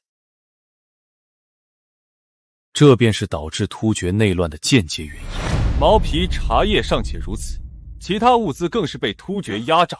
薛延陀百姓日积月累的怨气，能不与突厥结下深仇大恨？若大周与薛延陀达成联盟，共伐突厥，绝对有90%胜算。就算如此，大周北伐也必然惨败，动摇根基的惨败。不可能，这绝对不可能！为何不可能？只要大周与薛延陀达成联盟，南北夹击，突厥必定无处遁逃，何来惨败？倘若北伐之时，漠北大寒呢？漠北大寒？漠北入秋下雪，狼皮产量大涨，价格却也跟着骤涨。只有一个种可能，那便是大寒将至。入秋下雪死牛羊，漠北的狼猎杀牛羊过冬，薛延夺更吃不饱，只能抢。突厥被抢肯定忍不了，你抢我，我抢你，狗咬狗。大寒将至，大周又欲北伐，突厥内乱又与薛延陀纷争不断，种种原因结合起来，才导致狼皮价格暴涨。我之所以说大周北伐惨败，最大原因便是大周皇帝优柔寡断，定会延误北伐良机。一旦漠北大寒，北伐将毫无胜算，大周惨败已成定局。即便现如今大周内忧已得以缓解，但只要北伐惨败，大周必定灭亡。大周惨败后，突厥势必与薛延陀联合，全力进攻大周。不错，没有永远的朋友，也没有永远的敌人。伯父，你看看，你又把话题引到这上面来，结果呢？我长篇大论，你又不开心了。伯父，你看看，你又把话题引到这上面来，结果呢？我长篇大论，你又不开心了。朕决定了，要御驾亲征，北伐突厥。陛下三思。陛下，万万不可！漠北大寒将至，北伐凶险万分。您乃九五之尊，岂能亲涉险境？陛下，北伐一事事关重大，需从长计议，遴选良将，筹备粮草，万万不可仓促决定啊！朕意已决，无需多言。突厥欺我大周太甚，杀我百姓，占我城池，朕岂能坐视不管？朕要北伐突厥，永绝边境后患，不做束手待毙的守城之君。倘若这是陛下深思熟虑后的决定，妾必全力支持。打理好后宫，为陛下稳固后方，静待陛下凯旋。女儿也是如此，全力支持父皇。愿父皇旗开得胜，早日平定突厥，平安归来。好，哈哈哈！不愧是朕的亲人。3日后，朕将昭告天下，亲率大军御驾亲征，北伐突厥，踏平漠北。臣遵旨，祝陛下北伐万死不辞。沈臣，稀客，不过怎么就你一个人？怎么不欢迎我？怎么会不欢迎？只是你爹那个跟屁虫没跟来，一时还真不习惯。还不是你这个登徒子，总喜欢对我动手动脚。别忘了，那日我救了你，你就是我的压寨夫人。哼，说好的，明媒正娶。陪你喝一杯，求之不得。沈晨，你怎么一直给我倒酒啊？你喜欢酒，我倒酒，这叫成人之美。什么成人之美？你就是故意的。我可不是什么好人。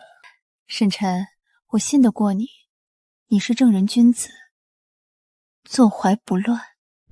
古代有个书生与女子在庙里暂住，同睡一张床上，女子在2人之中放了一条被子，以此为戒，并写了张纸条，过界者禽兽也。第2天醒来，书生果然没有越界，你觉得如何？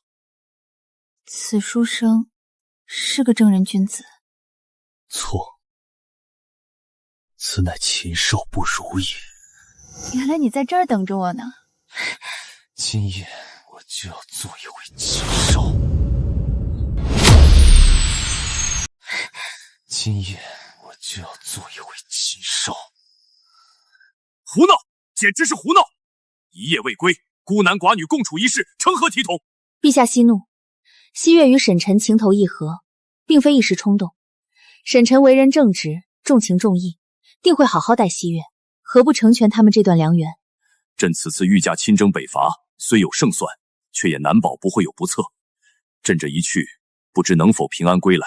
西月的终身大事，朕不能再拖延。陛下北伐定能成功。朕也知道沈臣是个可靠之人，既然他与西月情投意合，朕便成全他们。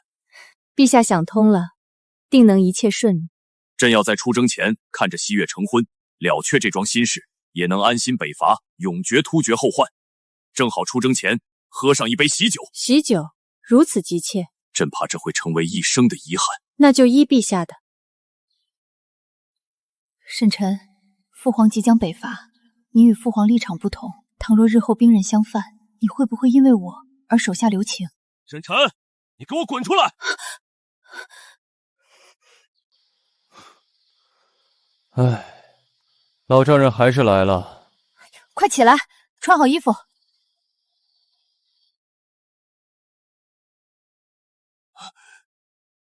沈臣，昨晚你们2个……伯父，我与西月已有夫妻之实，还请伯父将西月嫁给我。你们！沈晨，我是为了你与西月的婚约而来。伯母这是同意了，可伯父，你都先斩后奏了，还需要征得我的同意？爹，你这说的什么话？你与西月情投意合，成全良缘。我答应过西月，要对西月明媒正娶。我选个好日子，就向李家提亲。提亲就不用了，你们明日便成婚吧。明日？父皇这是想在出征前喝上我和沈晨的喜酒，这会不会太唐突了？从简即可，我只希望我女儿过得好，过得幸福。那就依伯父伯母所说，明日便成婚。那就依伯父伯母所说，明日便成婚。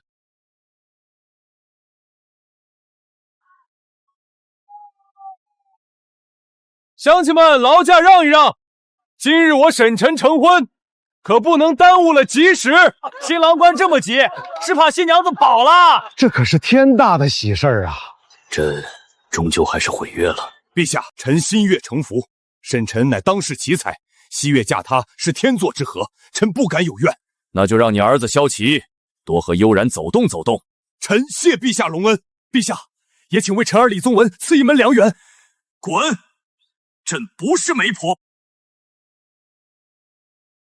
岳父岳母在上，女婿沈晨前来迎娶西月。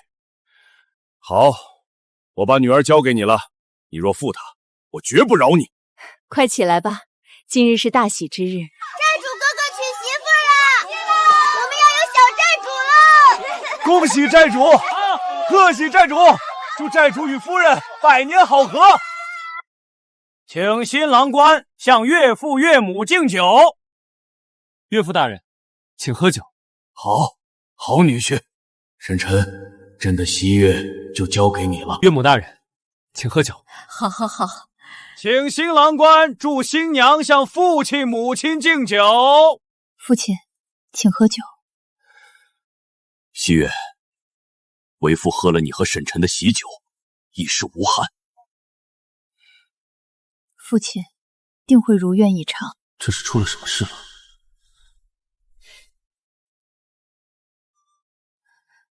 母亲，请喝酒。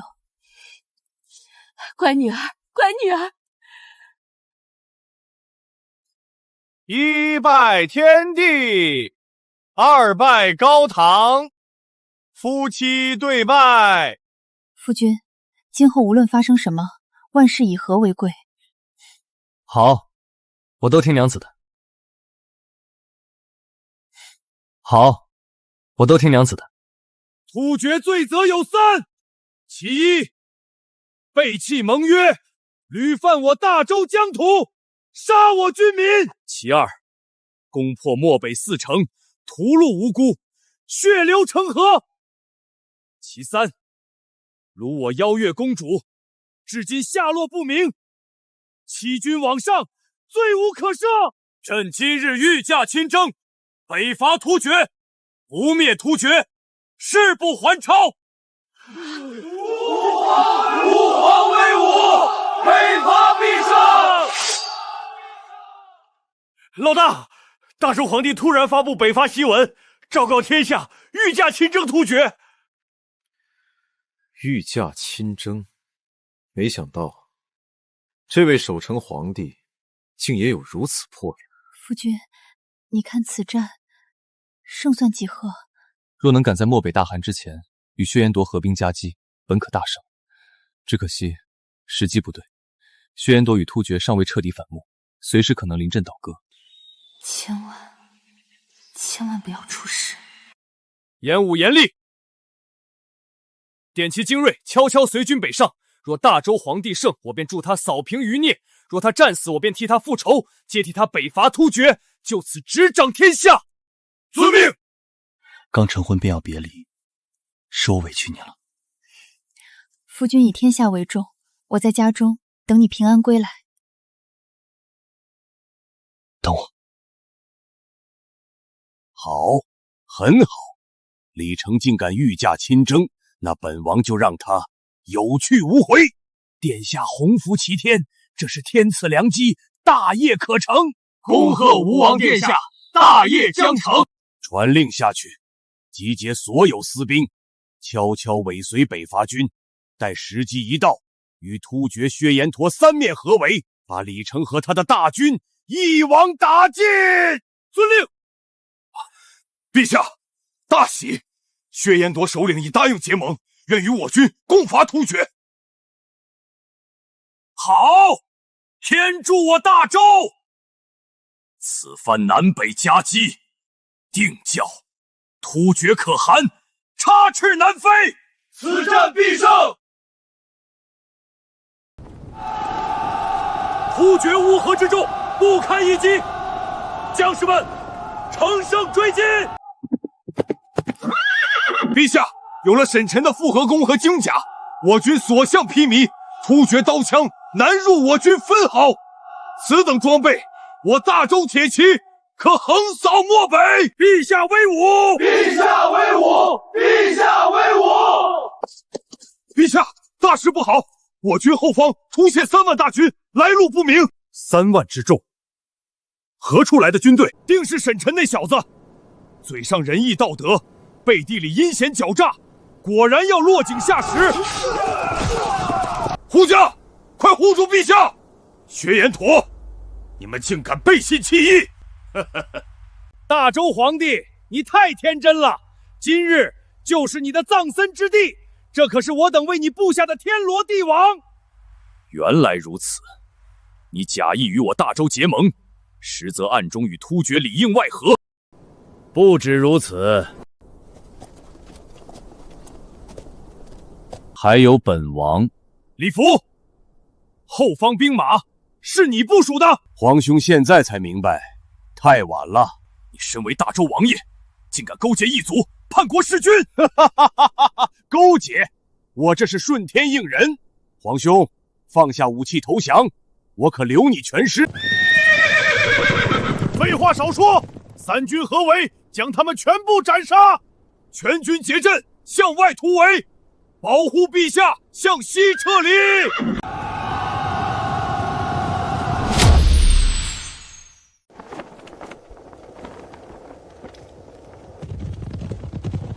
哦，好像出了点变故。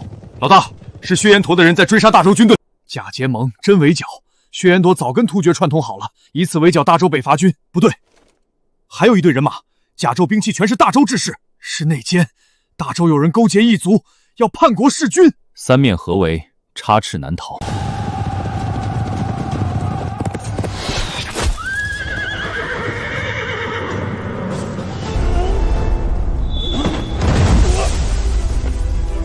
陛下，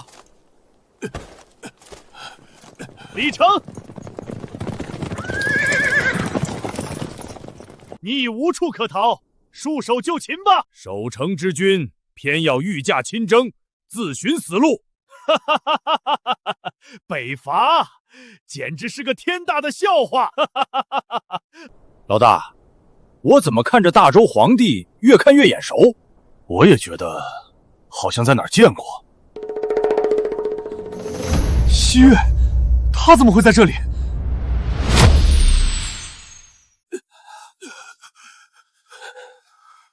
此番北伐，是朕失算了。陛下，一定还有转机，不能就此放弃啊！末将拼死护陛下突围，杀开一条血路。突围？痴心妄想！你们今天全都得死在这儿！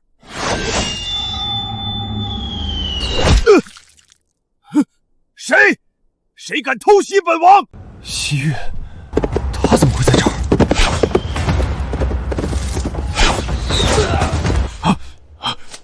老大，真是大嫂！老大，现在怎么办？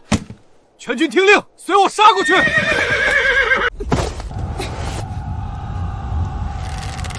西岳，这不是你该来的地方，快离开！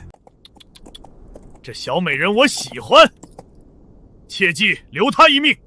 本可汗要好好宠幸她。我乃大周邀月公主，太子援军即刻就到，诸位将士再撑1个时辰。原来你就是大周的邀月公主，果然是倾国倾城。本天可汗这就将你活捉过来。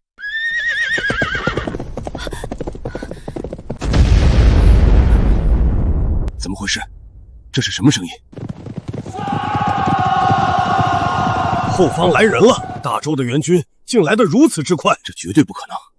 到底是谁？管他的！这小美人儿，本天可汗要定了！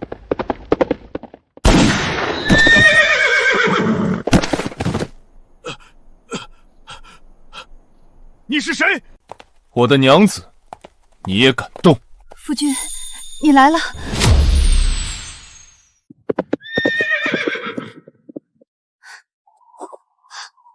陛下，我们有救了！有沈晨在，足以扭转局势。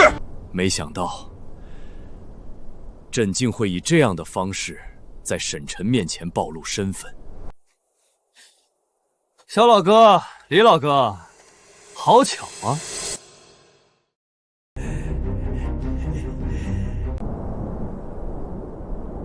我是该称呼你为伯父，还是岳父？亦或者是大周皇帝？沈晨，原本一开始只是个误会，我多次想向你解释，可你一心要反，我怕向你表明身份，你和父皇便会兵刃相向，而父皇也不愿与你为敌，只能再三隐瞒。沈晨，朕有愧于你呀！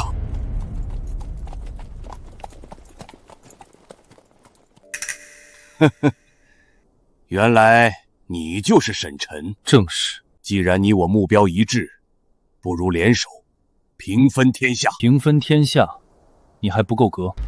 那若本王将大周皇室满门抄斩，够不够格？杀尽大周皇室，确实是个好计策。可惜你失算了。本王失算了？何来这一说法？因为大周皇室也包括我。你这是何意？他是朕的女婿，大周驸马。女婿？没办法，我稀里糊涂就成了大周的驸马爷。原来如此，不过也好，那本王就将你们一网打尽，这大周江山唾手可得。全军听令，杀！一个不留！杀！杀！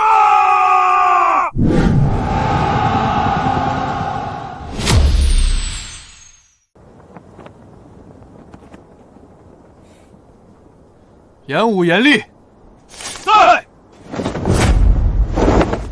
火炮阵营破阵！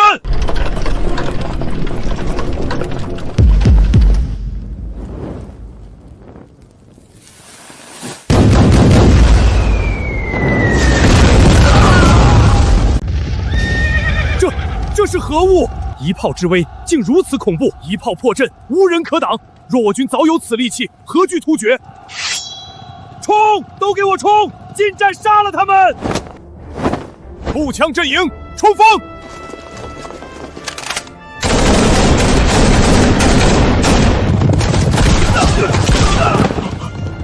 这又是何物？你们使的是什么妖术？原来这才是沈晨一直藏着的大杀器。我终于明白夫君曾说过的降维打击是何意了。降维打击，好一个降维打击！瞬息之间扭转局势，我也不如沈晨啊！不好，快撤！快撤！全军后撤！全军后撤！所有人都给本王冲过去，不能撤！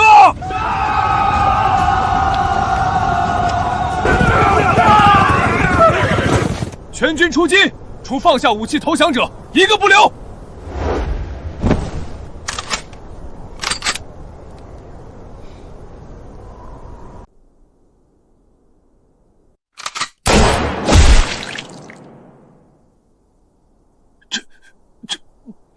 不可能！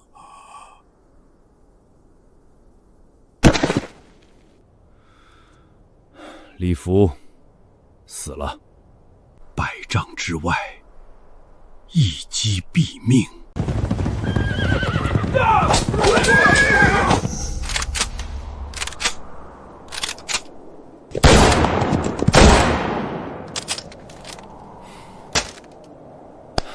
搞定，收工。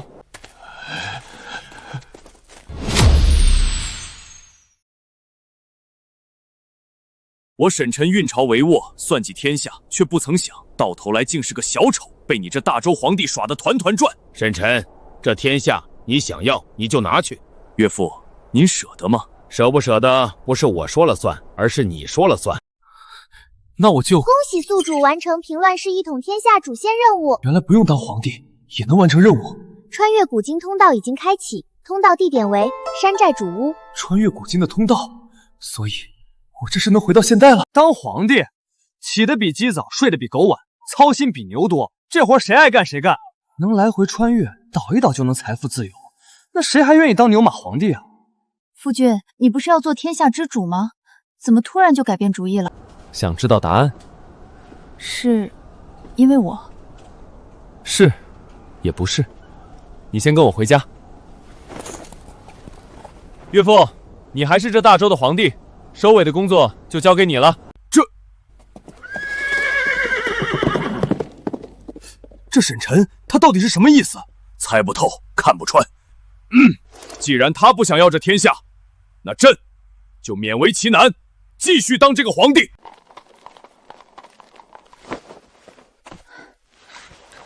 沈晨，我们一路急奔，所谓何事啊？闭上眼睛，我给你一个惊喜。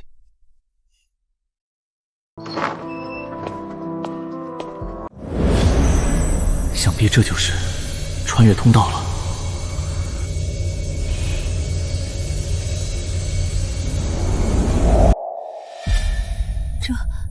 这是哪里？这就是我那遥远的故乡。